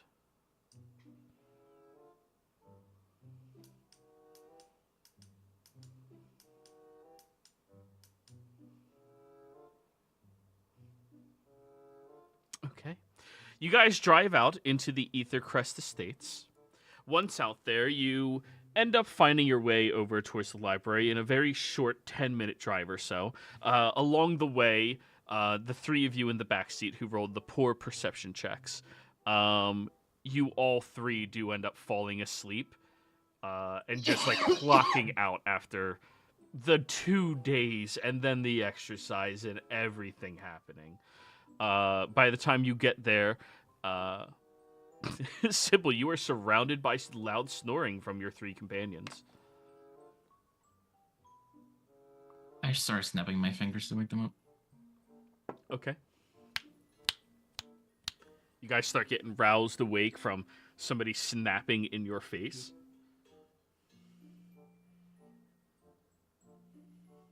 Are we there? The door opens up. We have reached the library. You all look out, and it is this gorgeous, long, colonial-style building with 2 stories and a basement underneath, and it's made mostly out of stone, very old stone, but enchanted nonetheless to keep it, well, much nicer and well-preserved. And Bjorn, you've only been to this library maybe once before. It's such a nice one, and it's incredibly historic within this environment as well. Yeah. It is noteworthy across the entire continent as a wonderful library filled with secrets and information for any scholar. Now, as you all are exiting out of the back of the car, Jeeves will hand you, Sybil, a small wallet. Wallet meant for women, not like the one you put in your back pocket, but like an actual thick, square wallet. Jeeves, can I leave my backpack in the car?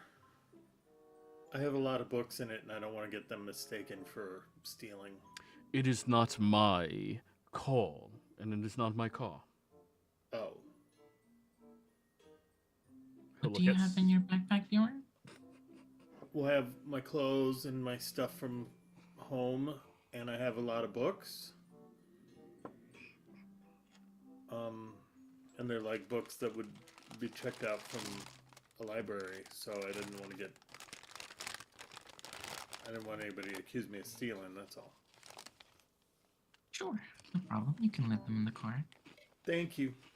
I will take a look inside this wallet. You go through it. It has your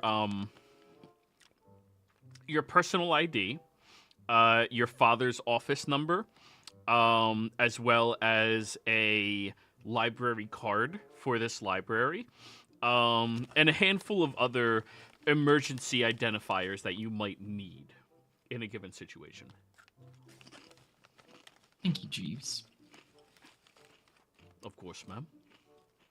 You guys can go ahead. I need to speak to Jeeves for a second. Okay. Come on, I know exactly where the fiction section is. You guys all go running to the library. Yay! Yippee! Jeeves will turn to you. Yes, ma'am. I will wait for the group to get out of earshot, and then I will ask to Jeeves, do you know the name Guildarts? I do, ma'am. Can you tell me, quickly?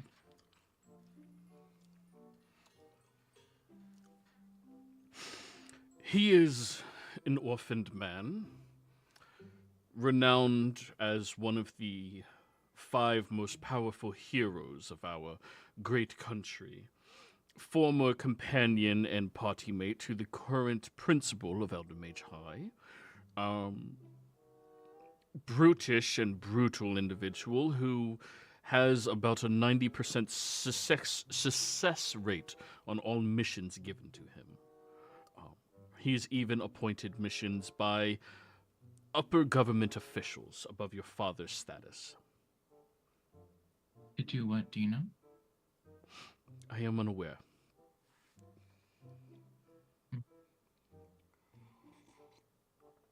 Anything else that can be of use? He is noted as being abrasive towards individual, but he's also noted as an individual who on more than one occasion has nearly forfeited his life in order to save a stranger during his various missions he's conducted. He's only ever died once in combat.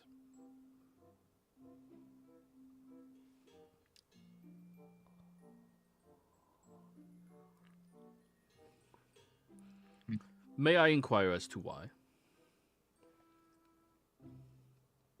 It would seem that he's our current mentor. He demands trust he hasn't earned. None of them should be demanding you for anything, ma'am. I agree. But the situation is what it is. I would like you to, very discreetly, bring me as much information about him as you can. Information that you haven't. Of course. Would you like me to go conduct this investigation immediately?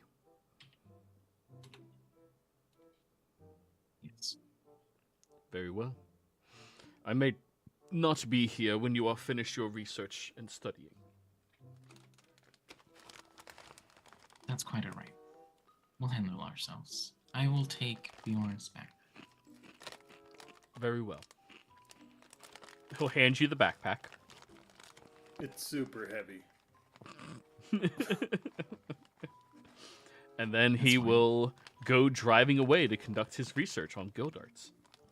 So, everybody else, you step into the library, and oh, it is so incredibly gorgeous if you like libraries. The architecture is old but fortified and firm and sturdy, and the various different bookshelves that line walls and are creating divides within the hallways and the large room that you were entering into. There's a balcony on the second level that has even more of these bookshelves and bookcases, and you even see that there's a staircase that has a rope with a private sign written on the rope itself that leads down into the basement for the, well, hidden away information that they have there. Now, Bjorn, obviously, you love this place. But how does everybody else here feel about libraries?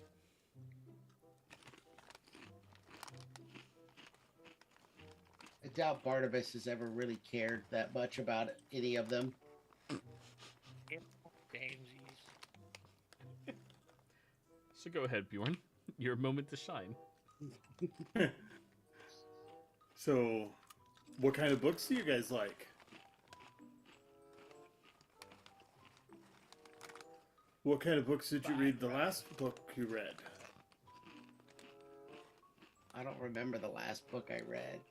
A textbook for grade school? Do you ever read books just for fun? No. What about for your faith? I have read the holy scriptures of my faith, yes. We should look up Heroes of Your Faith. I bet you there's a book or two on some of those. It might be inspirational. I read one once about a guy who worshipped the devil. It was crazy. He was so evil. Which devil? There's I like don't a know. lot They of just them. kept calling it the devil. Are there multiple devils? I'm pretty sure. Huh. All right. Neat. I didn't know. You learn something every day when you come to the library. Drez, what do you like in a book? How about something on athletics? There's probably something here.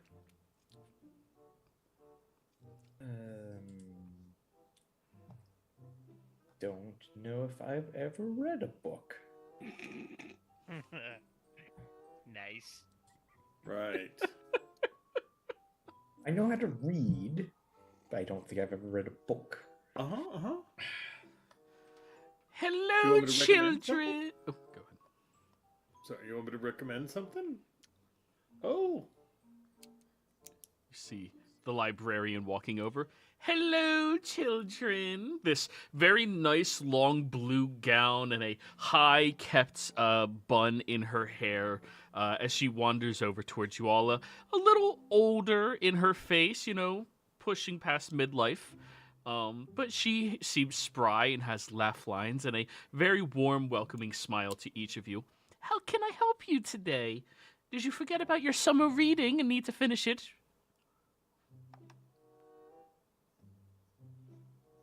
No. There's summer reading. Oh, depending on what school you go to, of course. But Eldermage? I was about to guess that you all were from Eldermage. Actually, I was about to make an inference. That is the What? word of the day, inference. And she points up at a chalkboard. An inference. It is a guess made with a little bit more insight or information already known to you to motivate that guess.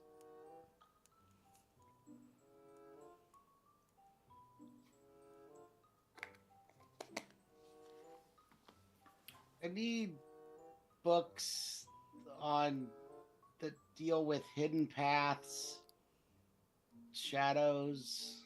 Whoa, what the fuck was that?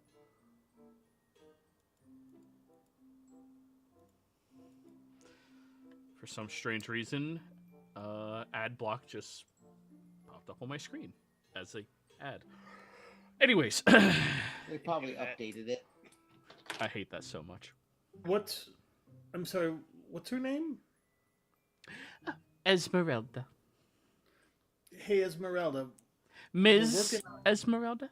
Ms. Esmeralda, Yes. we're working on a sort of puzzle for Ooh. school. Yes, and we need to find a secret place with shadows and a hidden path. Oh. Are you all trying to become mystical griffins? No, Just those two. but we're all helping.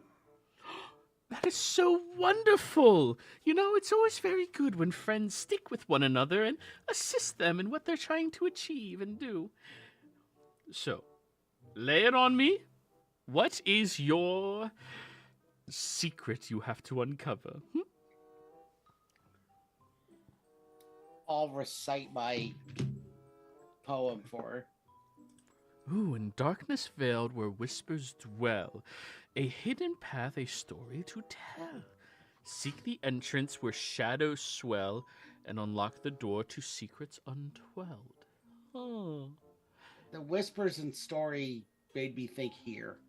really? Since this is the Whispering Woods library, and libraries are full of stories. You know, that is a very good guess. And though I can't tell you if you are correct or not, if there's any specific questions you have for me, otherwise, I'd be more than happy to assist. Are Could there any we- hidden rooms in the library? None of the rooms of the library are hidden, though we do have a section that is off limits. Okay, roll insight. Go ahead. Could we have access to looking around the off-limits area without, if we promise not to touch anything? I'm sorry, but you need a specific pass to be able to get down there. Some of the information is admittedly dangerous for younger students like yourselves to indulge in without proper magical protections in place. So when she says you need a special pass, I just turn around and look at Sybil, expecting that she's got a special pass. Who's dragging your book bag inside for you? Oh no! Here, Here. Bjorn. Jeeves Here. had to go do something else. I'm sorry. Okay. Esmeralda, this is my backpack. I brought it in, but if you want to look at it, there are books in there, but they're my books that I was reading. I didn't. Don't worry, all of the books here are magically enchanted, so if they leave the threshold without being checked by a librarian, a very loud alarm will go off. How loud? Very. Oh. I just start looking at the ceiling to see if I can see something that looks like stars. All right, roll Or- me a investigation. I would also like to see if the lights are turned off anywhere in the library.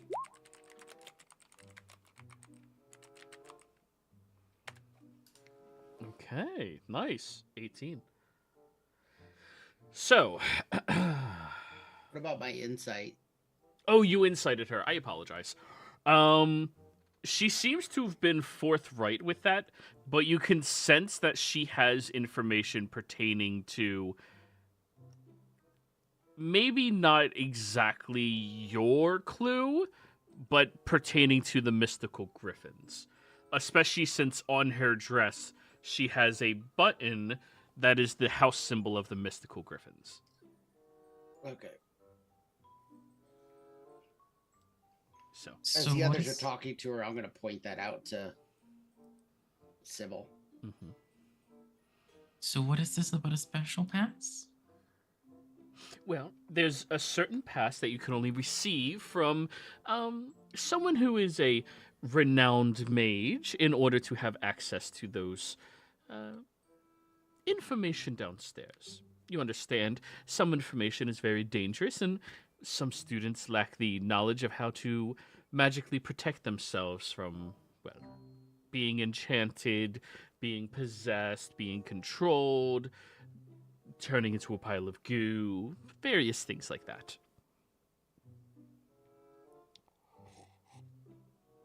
Right.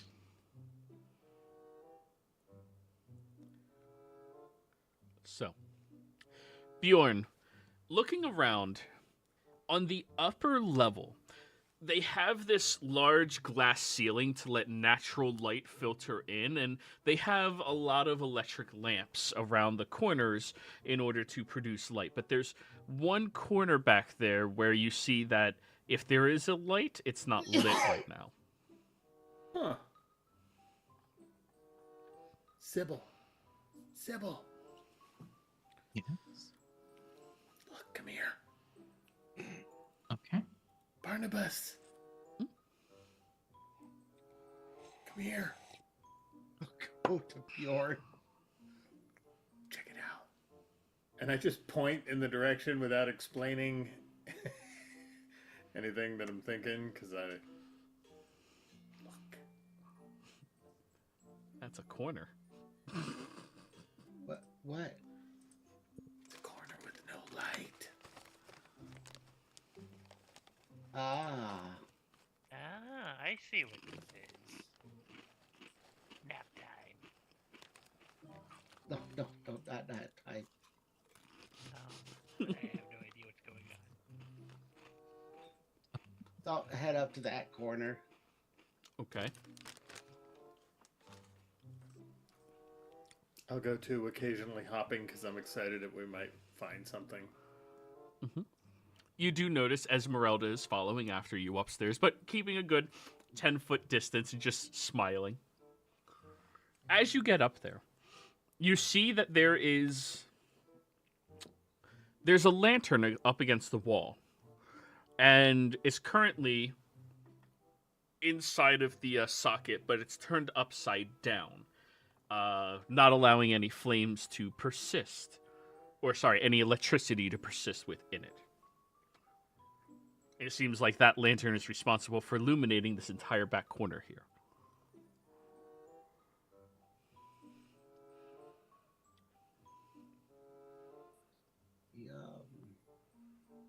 Is there a reason this one's not on?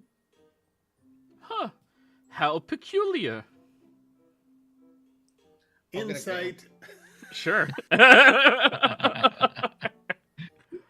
my god. I don't care if I make it or fail. I just smile at her at how blatantly obvious that. Oh yeah. Oh yeah. You're onto Ding. something. She is super excited about you guys doing this. I'm gonna go turn the thing up the other direction. Which direction do you turn it? Clockwise or counterclockwise?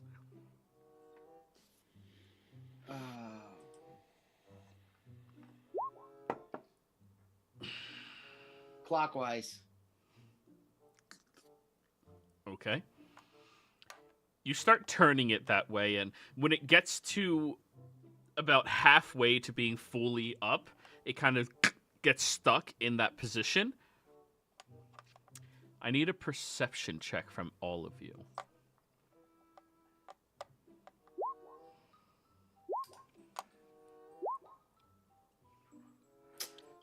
Bjorn Durin is on that shit. Yeah. Yeah, he is.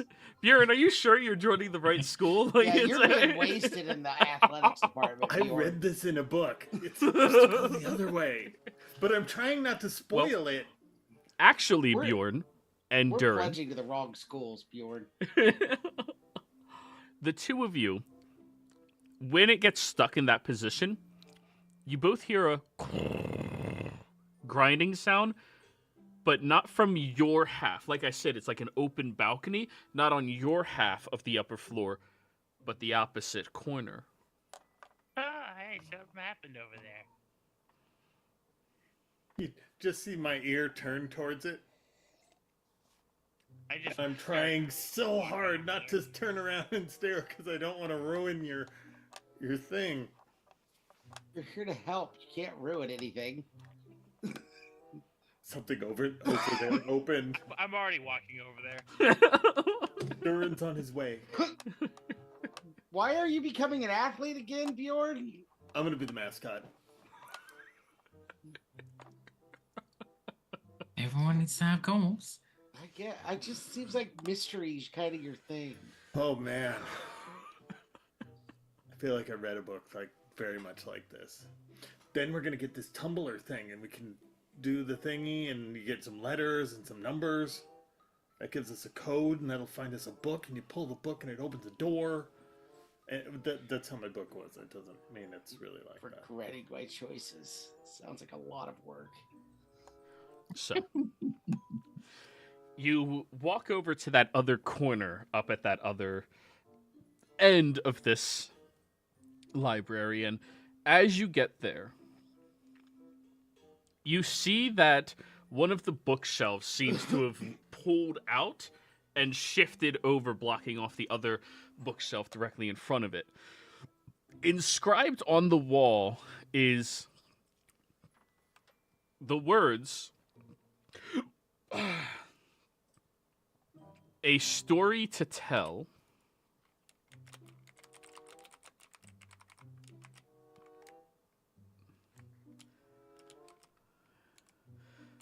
followed by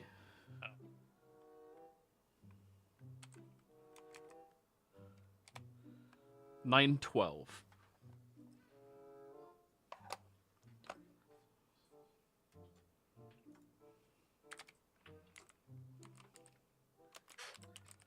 $9.12. Is there a numbering schema for the books in here?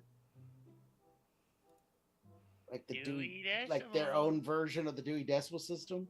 Yes, it is called the Dewey Decimal System. I'm just. Bjorn, does 912 mean anything in the Dewey Decimal System? So Otis doesn't know the Dewey Decimal System, but I'm gonna assume yes. Is that correct? Because Bjorn would know. So inside of the Dewey Decimal System, they have the numbers 1 through 900 that are supposed to designate specific information that you can uncover. I believe I posted it in a different chat. Which chat did I post the Dewey Decimal System information in? You? It's one of the I don't game think it was chats. Did you ours. actually do that? I did to one of the chats. You know, we could Google it. Oh, I found it.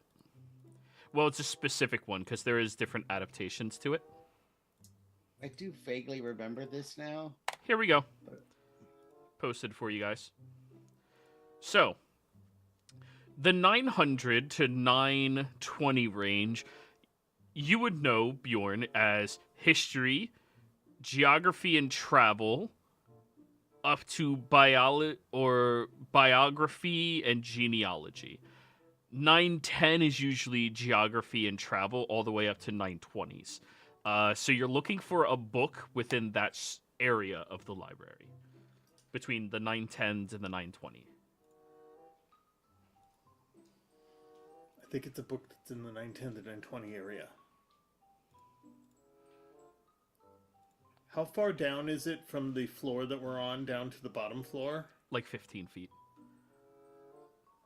I just jump over the side to hop down. You don't take Too fall excited. damage, do you? Not at that height. Yeah. I feel like if I can leap 20 feet in the air, then I can drop down. Then 20 feet can't hurt you. Yeah, that's fair. That's... or else why be a Harangon? Alrighty. Yeah, I just, it's down here, foing, and I just jump off the ledge down to the other thing. Oh man, our library's just bouncy. No, what? Do you try, Durin? I looked. I'm starting to. I'm gonna catch him before he falls off. You put your Yeah, hands but on his it looks shoulder. so fun.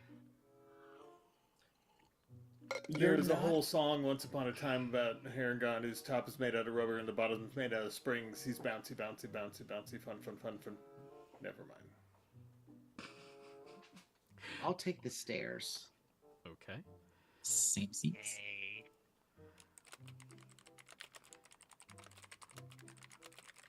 Because I'm wearing ring mail, and I would probably hurt myself.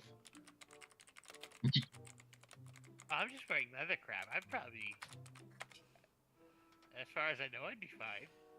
So if I find it, I don't actually point it out. What I do is I pull a book at the beginning of the section, and I pull a book out at the end of the section. And I go, it's right here.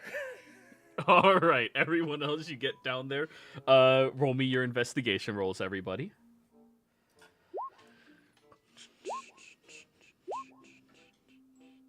I'm gonna use my lore keeper. Did not help. All right, Sybil, hard carrying at this one. You go down there, and you know you're following Barnabas's path with his riddle. So you know you're supposed to be focused on possibly the next line within it. And the next line would have been, if that was a story to tell, you're looking for where shadows swell. And as you're reading through all of the titles here, within the 910s, geography and travel is very, well, that's what you're looking at. And with geography, you find Shadows of the Sylvan Vale. That might be interesting to you, Dresley. Over here, Barnabas. Oh, what'd you find?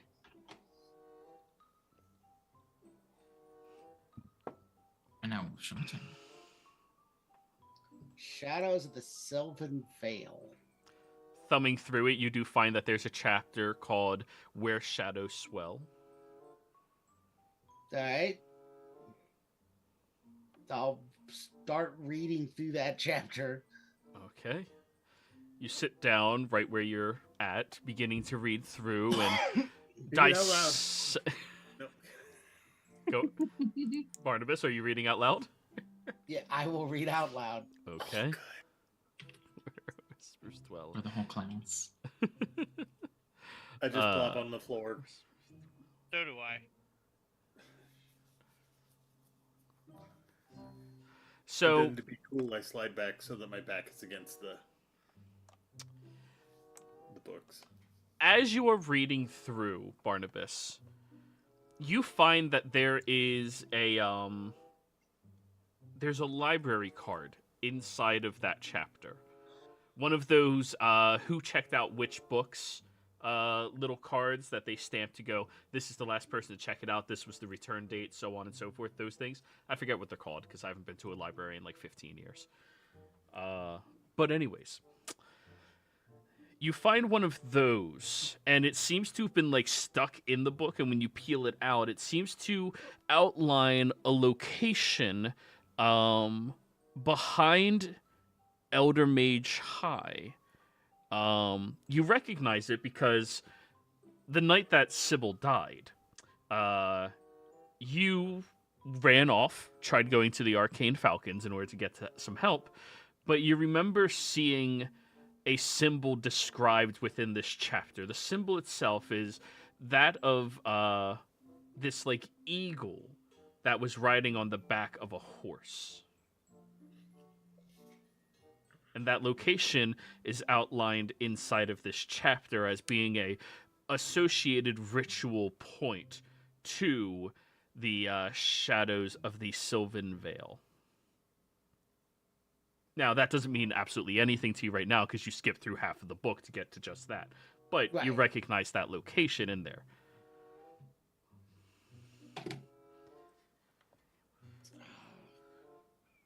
I guess I need to get a library card. I have one. As do I. All right, well, could one of you check this out for me then? Actually, I think it would be best for you to get your own. Oh, so You know, It's the important for library people is, to have a library card. and it's a very helpful resource, and the more people that sign up for it, the more funding we get from the town. Which I've actually told them before. But then I'm in the system. Yes, that's how the system works. You contribute, and it contributes back. Does it though? Yes. Do you know how many unfortunate individuals with little resources to themselves come here, sometimes to get outside of all of the bad weather, or to read up on newspapers, or conduct their research, or have access to books and entertainment, things that otherwise they could not afford on their own? I honestly do not. Well, now you do. Get a card. All right, I'll go fill out a library card. Damn, Barnabas doesn't give a fuck about people. I'm gonna make him give a fuck. So you're saying these cards give you access to an exclusive club? Yes, the library is definitely just exactly like a club. Dresley will also go off the library. So she takes down all of your guys' information, and towards the end of, getting you guys your cards, she will ask, would you like to make a donation to the library? That one would. And I point at Dresley. Well, anything would be greatly appreciated. Oh, okay. I give her 10 platinum. Jesus. Young man, you didn't steal this from your parents, did you? No. That is a grave accusation. I'm just making sure a young man should not have this much money just in their pocket. And you Really? I shouldn't give pull me out the all chest of full it. of the other 900. She's just like very slack-jawed and just, we appreciate Money is this for the good of everyone. generous donation. Why does a child have that much at their disposal?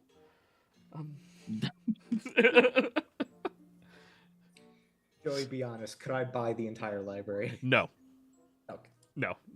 You could buy the upper floor. Well, I was just saying, maybe the upper floor. Downstairs, things get expensive. Yeah. Have to Fast. deal with Mostly it because of the magic. already. So Barnabas checks out the book, and she stamps his name on that same card underneath the next individual's name, or the previous individual's name.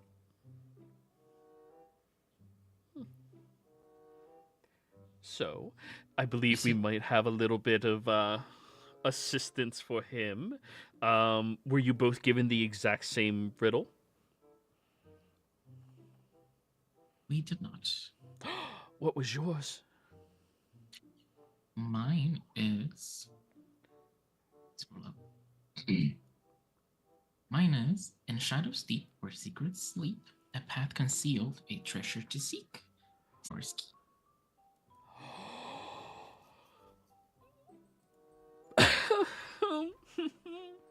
Can we insight her? She's been around us for like, what, 20 minutes at this point? Yeah. Go for it. God damn, these rolls tonight. 7. Well, she's not hard to guess. 15, 14. Okay. 15 and 14. You both pick up from her that she definitely recognizes that one much more intimately than Barnabas's.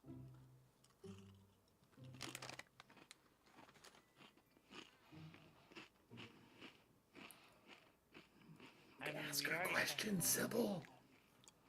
She knows stuff. Well, I don't imagine she'd be willing to disclose anything. Yes, she would. We just made a giant donation to the library. And after all, she's such a nice and knowledgeable and charming woman. Okay, Esmeralda, what do you know?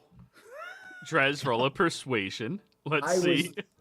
Do I get advantage because of all the other shit? Because of everyone else. What do you know? Yeah. They're helping you. I was trying to be subtle. Mother! So bad, bruh. 12. Oh, no, that's perception. Oh, wrong P word. It has to be the right P word. Thank God. Good call, Darren. I did not I notice. always freaking book? I Two know. more town. Persuasion. There we go. Yeah, the other P word. There we go. 20, That's a lot much better. better. Well, typically speaking, there are some rules in place, but if she'll get real close up to you, Sybil, and like grab your hands and bring them up to like your chest to smile at you. If you can just figure out where, perhaps the path will be there. I don't imagine the moonlight would creep through the Mystic Meadows.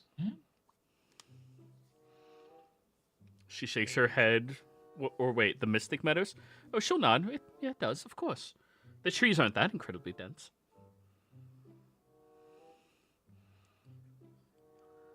It's That's the first what I line. figured. It's the first line. The first line tells you exactly where you need to be. Probably need to be there at night.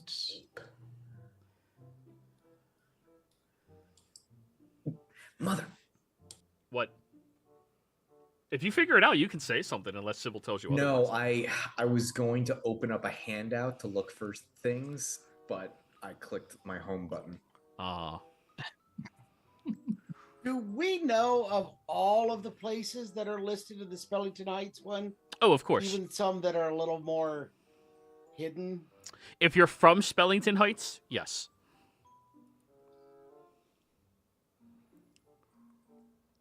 The,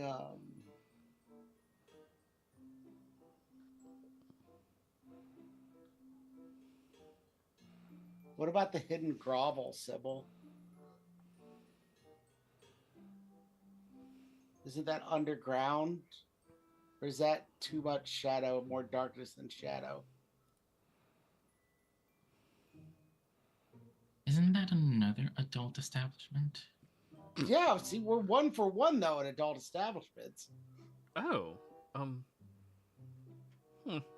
Successful missions. I mean, Right. we left the stripper somewhere else Wow. after we dropped her off at the house. Barnabas, I think that's enough. It's okay though. Don't worry. It's not a lie. That's the problem. But don't worry. I believe in you. Anybody who aspires to be a mystical griffin can figure out where shadows deep, where secrets sleep. Mhm. Hmm?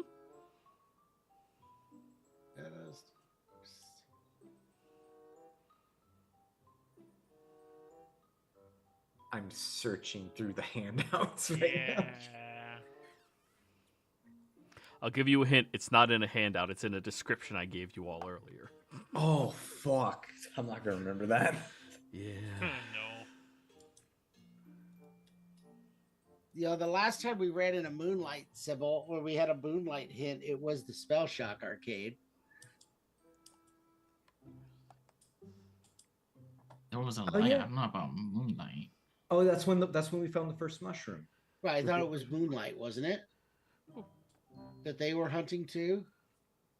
Well, it's you want to work on the first line and then work on the following lines after that. Once you figure out the first line, everything else develops much more easily. That's how these clues, I hear, work.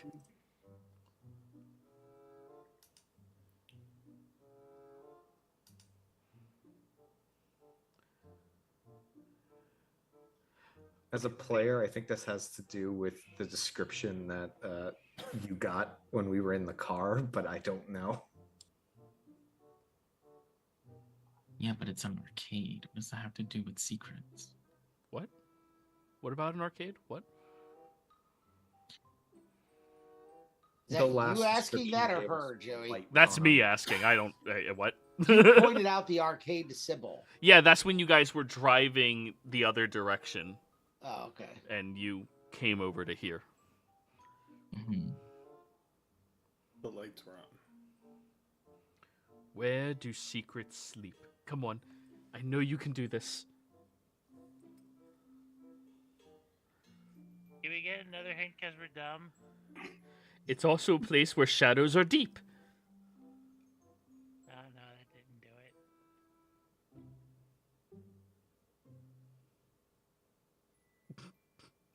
She's not allowed to give you guys the answer, but she is, like, trying to help you. Trying, damn it. Yeah. She'll begin walking and positioning herself differently. Sybil, roll a perception check. Is the poetry section experiencing a lights out? I don't know. 15. The way she positions herself, Sybil, you kind of, like, look directly past her, and you see the private sign for the secret information location. Wait, is it actually called secret information? Oh, the No. It's just that's where Restricted section. it's restricted, and there's the private sign that she's kind of like not telling you, but she positioned you to look at. You wouldn't happen to be a powerful wizard, would you? Me, myself? Oh, no, of course not. I am not. Insight? Sure. I can't tell with her anymore. Sure. 3. She might be lying to you. You know, Everyone might be lying to me. we do know someone that's a powerful wizard that evidently has no regard for student safety. We might be able to just ask him for a pass. Or at the very least, through the first door. Yeah, we could just tell him we want to inflict unimaginable horrors upon ourselves, and he'll probably jump at the chance. Wait, Joey. Is this like a hallway to a door? Or is No. it a door? Bro, It's like a staircase that goes down that has a door in front of it. Well, let's walk down the staircase first. I don't know that she got it yet, so I can't say that. Yep. No, isn't the staircase blocked? It has a rope in front of it with a sign that says private. Well, damn, ropes. That's pretty solid. So we'd need the pass to get through. Really? Bjorn, why don't you go have I know. No, never mind. I don't got it. have the librarian go show you some new books. okay. Was it Esmeralda? No. Yes. Yes. Okay, Miss Esmeralda. Yes. Maybe she can find you some new stuff. Just maybe focus on the jackass. I'm gonna find something See for if you can Dredz. Find out about him. On who? Fucking Gildarts. yes. Wait, you guys know Gildarts? Yes, Oh, yeah, he's our our. teacher guy. Oh. He's who we were given. I have all of his books though. Oh. How pissed is she? Very pissed. What's the matter, Esmeralda? Do you not like Gildar? He's my ex. Oh. And But you seem so nice. The self-absorbed, idiotic brute. Those are all the terms we've used too. I'm sorry. That Of is course. beneath how I should be speaking to all of you, and I will not judge you differently for being his students. He's playing. to We kick didn't us choose out. him. We rescued him unknowingly. Why? We didn't know. Unknowingly. Should have let him die. Anyways, God, I feel the same way. Fist bump. Hindsight, that might have been Librarian. roll a persuasion, Barnabas. Let's see if she is on your side with this. Nope. You shouldn't joke about killing people unless you're actually willing to do it. This is Willing real. and able are two different words. He'll apparently do it. He'll kill my parents for 10 gold. You didn't Honestly, catch the part where he lowered the price to 5? He gave you a Said discount. I only later. have to raise 5. Oh, I thought he was giving you a discount. No. told him I didn't have that much and that he could raise it. What a barbaric individual. And all of you seem like such nice kids. I don't want to help him, but hoping you helps him. Well, if you help us, then he has to admit he wasn't as good a teacher as he thought. What do you mean? He wants us by Monday, he said, right? Yes. Yeah. To be that all of us will be able to perform a extensive series of exercises that I myself, as an athlete, had a hard time doing right off the bat.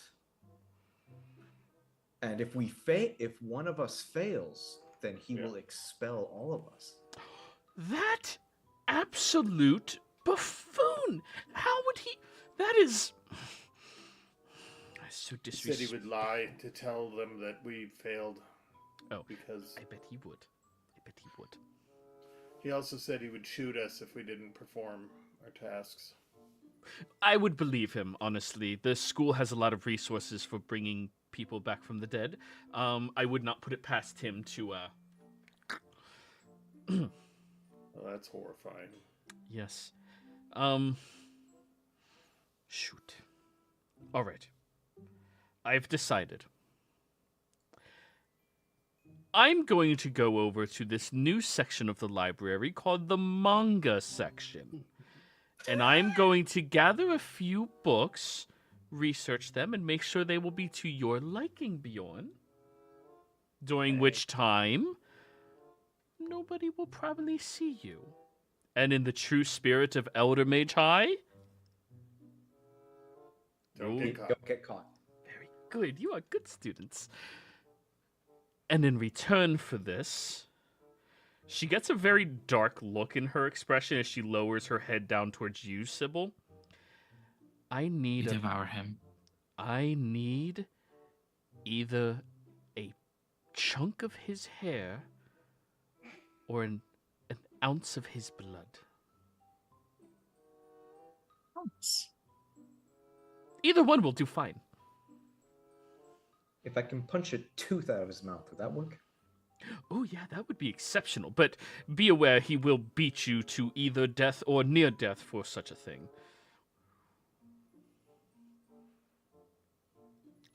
Do we have an understanding? Completely. Then allow me to go find out what manga is. And she starts heading over to that area. No, my God. Hope she curses him. Come on, let's hurry. I don't know if we got a lot of time. She's probably gonna wait till we show up, to be honest. If I know anything about manga, we're in for a while. That's right, you're a manga and comic book fan, aren't you? Since Yeah. session 1. Let's make haste. We don't have a good history of them. Well, not good. Yep, let's go. You guys go over to the door. You go down the stairs over to the door. It's locked. Ooh. We need to pick Line the two. lock. Line two. Can What's anybody, it? Sybil? can anybody pick the lock? Fire can, but he's dead. Yeah, he was getting exceptional training from Guild Arts. Yeah. Oh no, if only there was a way for somebody to get through the door. Is Teleport there... again, Dresley. Can I see through the door? Not through it, but there's like a seam at the bottom of the door. How big of a seam? About yay big. It seems doable. Oh. Welcome.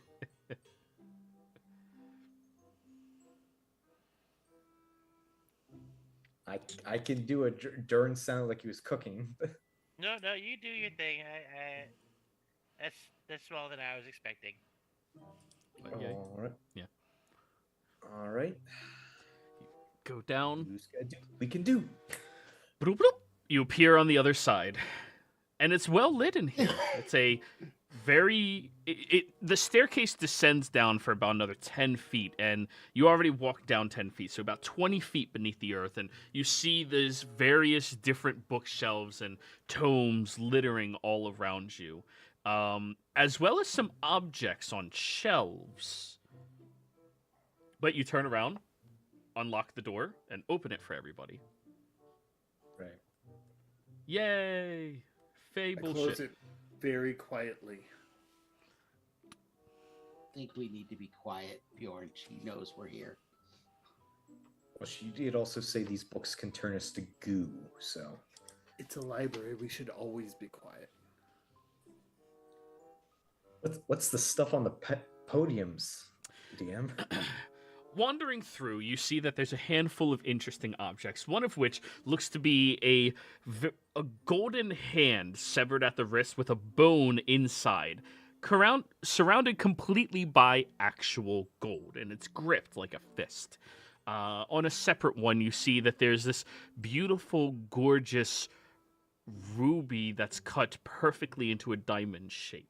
And it seems to be hovering and floating right in its position. And over across the way, there's another book, this tome that's made out of a strange leather that nobody else would recognize what it is other than you, Dresley, as, well, that's human leather.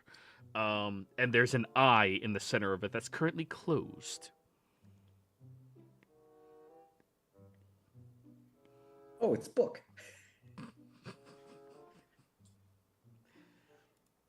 That looks like they're all fun. book. I believe it belonged to some witches. I wonder how it ended up here. All right. So now you guys are on the second passage of Sybil's riddle. Path concealed, a treasure to seek. Guess start searching for hidden paths. All right. Now, everybody, investigation. And I'll roll for Sybil since they just AFK'd.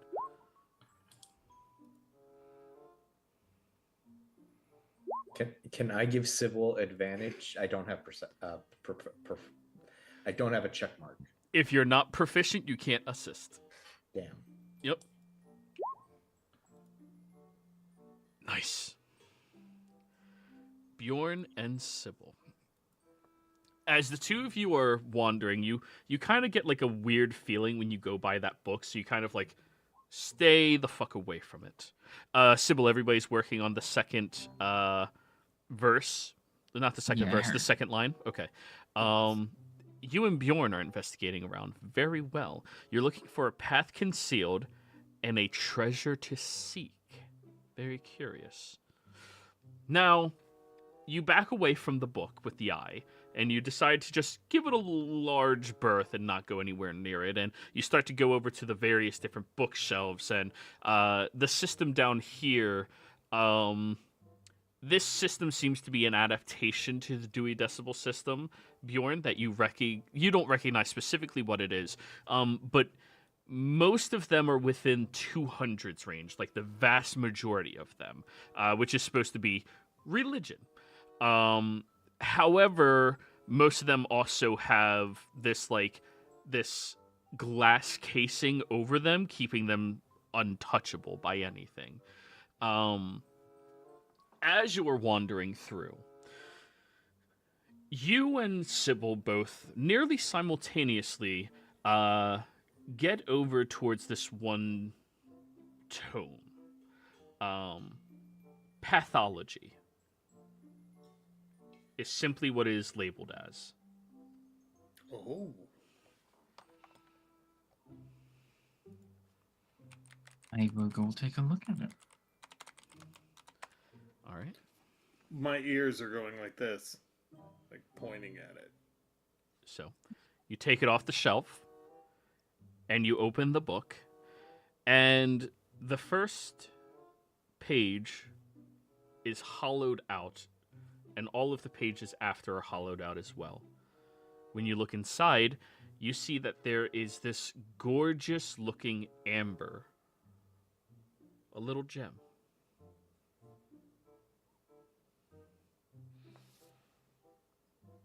I will try to retrieve it. Boop, you pick it up. Interesting. I wonder if it has something to do with the closed eye. Or maybe... How big is it? Yay, give or take. I will try to look through it. Okay. You begin looking through this amber, and when you do, you notice this, like, blue line streaking off of damn near everything in this room, except your allies. Wait, no, there's blue lines coming off of Dresley. Huh.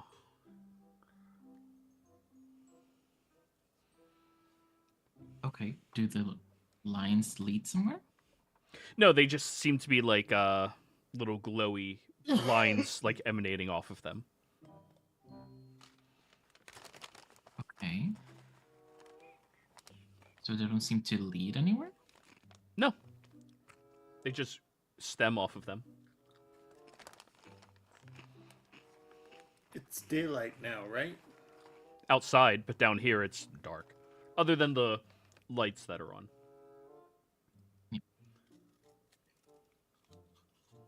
I can see glowing lines through this gem.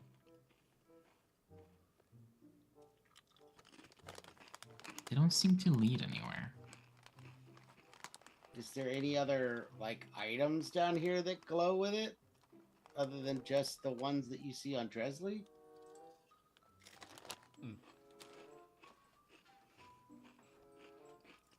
Because you're looking for a key.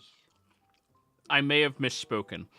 Every item from down here has these lines coming off of them.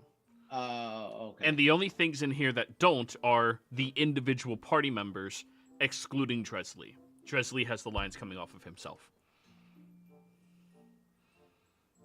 Well, everything seems to light up except for you guys. Anything shaped like a key? Is there? Not really, no. Anything shaped like a moon?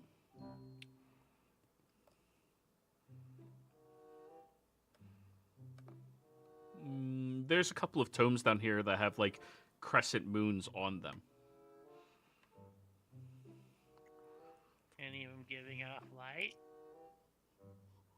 Every single object down here that is native to down here or already down here is giving off light. Who do you mean for some reason? Including you. Seek the key where the moonlight creeps. Is there any windows down here? None at all. Well, we're underground. It wouldn't be Are there anything iconography related to the sun? Roll me a religion check. Oh. Paladin that doesn't know religion. Of course. It comes with the territory. You just know how to smile. That's a 7.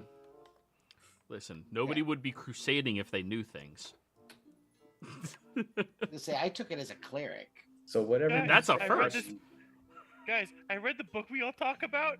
Apparently he doesn't like us when we do this. A paladin kicked out of their order because they actually took proficiency in religion. Get your fancy book learning out of here. That sounds like a fantastic character. Anyways, 7. Dresley. However, perception check for, well, not Dresley.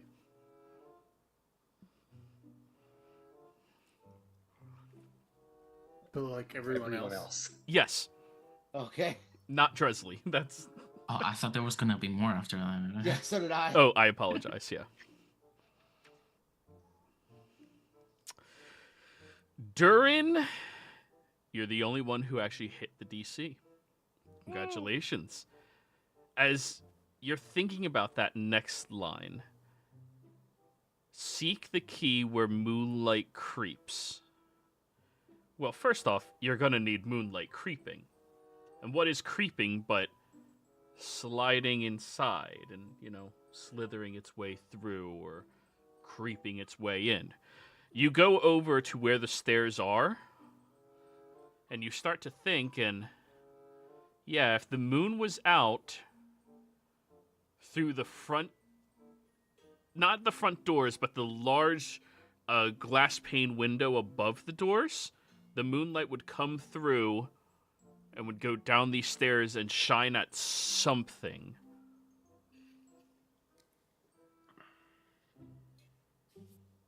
But you would need moonlight for you to know what that is.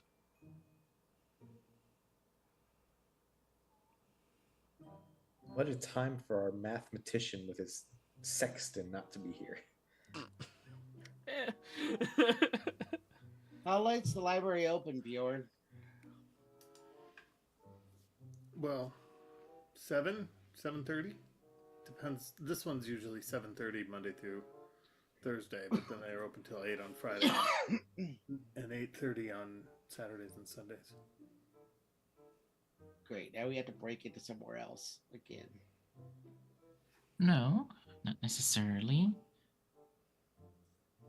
What And- if we create a different kind of light that shines through the same way, so we just see where that hits? Can any of you create light? I can. I know a thing. Please, go on. Alright, I am going to summon my wildfire spirit and make Harvey a fiery little hamster. So you all watch as Harvey climbs out of the beard, does a somersault in the air, and bursts into a fiery, small, in compared to tiny, hamster. Just and you guys still see the mohawk in his hair. Can he go up by the window? Yeah, that was what I was gonna do. Come on, Harvey. That's your question? On the fact that he has a hamster that's on fire? It's all weird. I gotta take you guys home during the break. So as they're running up the stairs, everybody else notices that Harvey is actively, drooling fire and igniting the staircase and the walls, and everything down here is incredibly flammable. Maybe we should put that out. I will. Wait, can I do that? Hold on. Oh yeah, I will precipitate the fires. Soil them. Yep. No, I can snuff them out. Oh, yeah. As Harvey just runs all the way upstairs and out the front door. Nice. Is that firelight gonna be enough to go through whatever thing? We're gonna find out. So Harvey is outside, staring up about 25 feet above you at the glass window and just looks at you. Wait, when you summon that, can't you just teleport it within a range? When you summon it.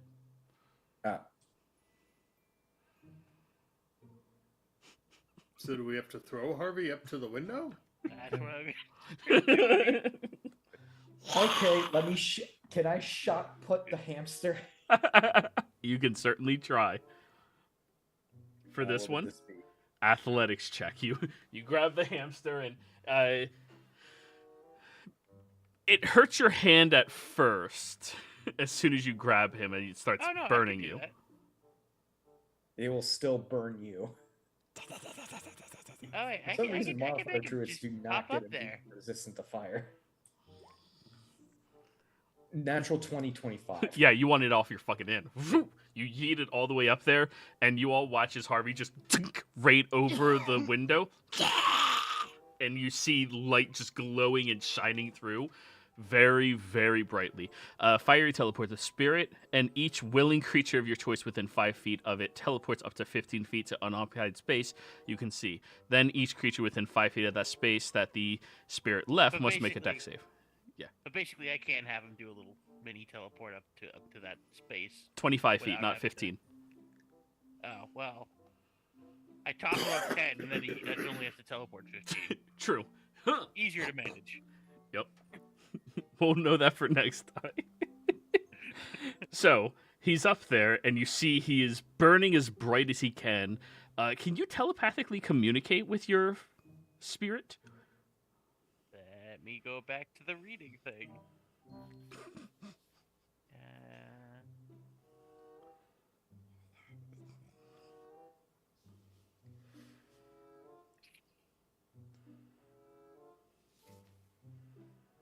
Doesn't say. You can't. All right, you can Says talk to it. Follows your commands. Yeah, you can talk to it. It just can't talk back. All right. Bird. Bird Harvey. You see he's starting to light the library on fire. Yeah. Oh wait, no, that's bad. No. He pulls at back a least little We bit. need that. Oh yeah, there's plenty of light coming through. I need everybody else to run inside and roll me a perception check as you're trying to quell and ignite the fire at the same time.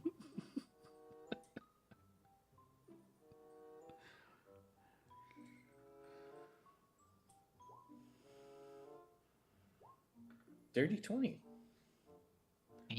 20 and 22. The two of you hit it.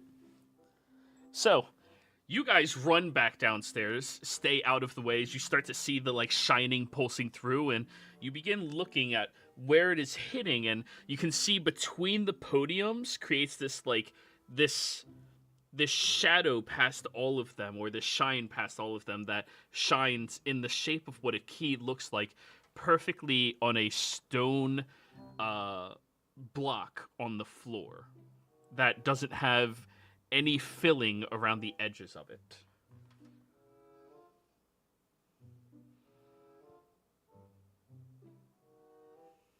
Okay, Harvey, you can kill it. By this point, I kind of took Harvey and ran because I kind of already lit the library on fire a little bit.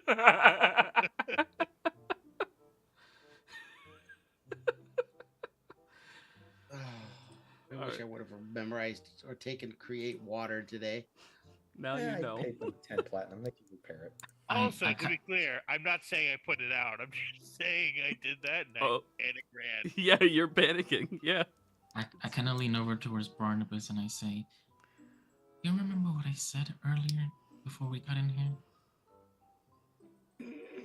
Which part? How we don't have a good history of not getting caught." Yes. You hear from You're right. upstairs, "Holy shit, it's on fire!" Well, she could have been putting it out while it was happening. Reading books in the manga section. She wasn't No, expecting. no. Sybil, because it takes a while for the fire to spread. It's a tiny hamster. Yeah, but she's downstairs right now and researching. So now somebody screamed fire, if anybody is reacting to that. Yeah, I will I'm run running upstairs. I can't. I'm too interested in finding this key. I will Two of you focus on notice. finding this key. All right, so Dresley and Barnabas runs upstairs. Oh no, who would do such a thing? I take my leather jacket and start putting out the fires. It's like 25 feet above you on the upper area. Of I the can building. teleport. Oh yeah, cool. You're up there and you're just patting it out. Roll me a survival check. Gonna use session advantage on this because I don't want to piss this woman off. Before he jumps up there, I'm going to touch him and give him guidance. Hey, roll that d4. I keep forgetting I have guidance. Oh, you have it too. Oh my! Yes, I do. I keep forgetting to add it. I keep forgetting to add guidance. Yeah, All so right. do I. So 24, because How guidance guidance does works. not stack. I'm never allowing that bullshit again. But anyways, 24 is very good. You end up quenching most of the flames before they had any amount of time to spread. All of the damage is just purely cosmetic outside of the building. And fucking the librarian will run back out. Oh, gee, what's happening? It's the damnedest thing. I think there was some spider webs. The light reflected off this, whatever this glass is made out of. I think it caught fire. Roll me a deception check. Spider. Well, Spider webs are flammable. Sure. Hey man, my sister's apartment building went up like a Roman candle because of that bullshit. Damn.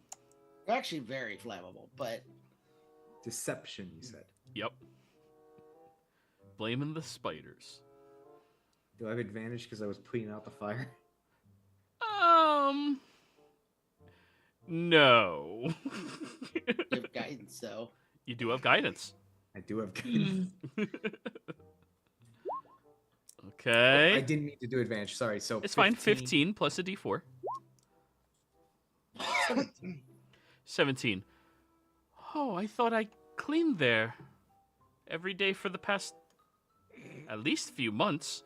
I must have missed one. I thank you so much. Are you all done there? I mean, I could be finished with the manga how about- suggestion. Well, Miss Elizabeth, how about you and I just make sure that there isn't any more damage? You know how if there's just like one thread, it could go anywhere, maybe far away from the entrance for where we couldn't Good see call. it. Good call. We will continue to look around and make sure there is no fire. I will keep her. I will accompany her the rest of the time. Sybil, Bjorn, you guys have a moment to. Well, the fire's gone, so you can't see it anymore. So you think you missed your opportunity, and nobody's. Barnabas knows where it is. He can point it out. That's up to him. Yeah, I'll go back. Once he's got her handled, I'll go back down. Then I'll try and kind of like trace where it was. Oh yeah, it's easy to tell. It's the only stone tile that doesn't have filler around it. Oh. But getting that tile out. Whew. So what are the God words damn that it. the stars keep, Sybil? what's that? The last line of your thing. Whisper the words that the stars keep.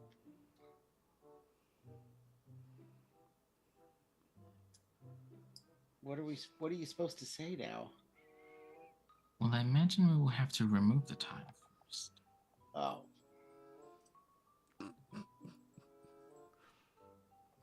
Try and pry it off Okay. with my spear. Roll me a sleight of hand check. Pray for I now guidance also from my realize. god. I also Hey! realize I have the crowbar. Yes, you do. But the spear works. You end up scraping it enough, and you need the help from Sybil and Bjorn to like grab the other sides of it as you get it up, and they pull it out. And after it's pulled out, you look inside of that tiny little hole in the ground, and you see that there's a second gem. This one's not amber. This one is a sapphire. That's very easy to peer through. Very, very pure, with little shadowing inside of it whatsoever. Okay, I will pick it up if I can, and I will look through it. Okay. You look through it and start looking around, and then you start to see that there's these waves around the certain items each of you picked up when you were down inside of the sewers.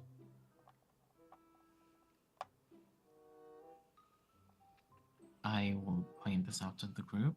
There seem to be waves surrounding the items that we retrieved from the sewers.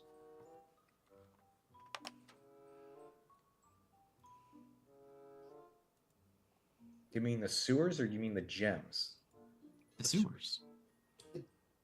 The gems let Sybil see waves of light around the items we got out of the sewer. The magic items. What happens if I look through both at the same time, like if I put them next to each other? Through the same eye? Yeah. Okay. You start to develop a little bit of a headache, but you did notice that there was words forming off of those blue lines streaking off of things. Okay, can I see what the words are? No, because you're developing too much of a headache to do that. You feel like you're on the right track, but not quite there. Can you take these, Barnabas? It's a bit much to look through them. I'm just gonna try and put them up to 2 different eyes then. Works perfectly. Barnabas! This is exactly like Detect Magic, what everything looks like when you're detecting magic. You can see what's magical, and you can see the schools of magic right in underneath them. Huh. These are Detect Magic stones. I wonder, do you get to keep these, Sybil? I will.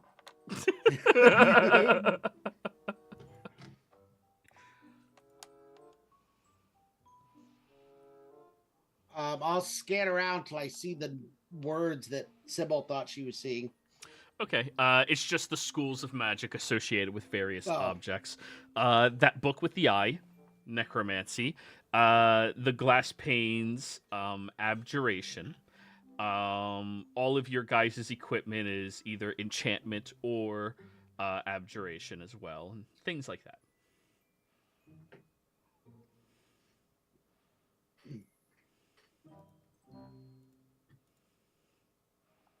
So now, you guys have found these objects that allow you to mysteriously see things as if you're looking through a detect magic within range. And you both only have one more line to figure out within your respective riddles before you officially become members of the Mystical Griffins. I think this is where we're going to call the session this week, everybody. GG's. We'll see you all next time. Bye. I'm gonna put the tile back and cast Mending to fix any damage I may have done. Good. Good on you.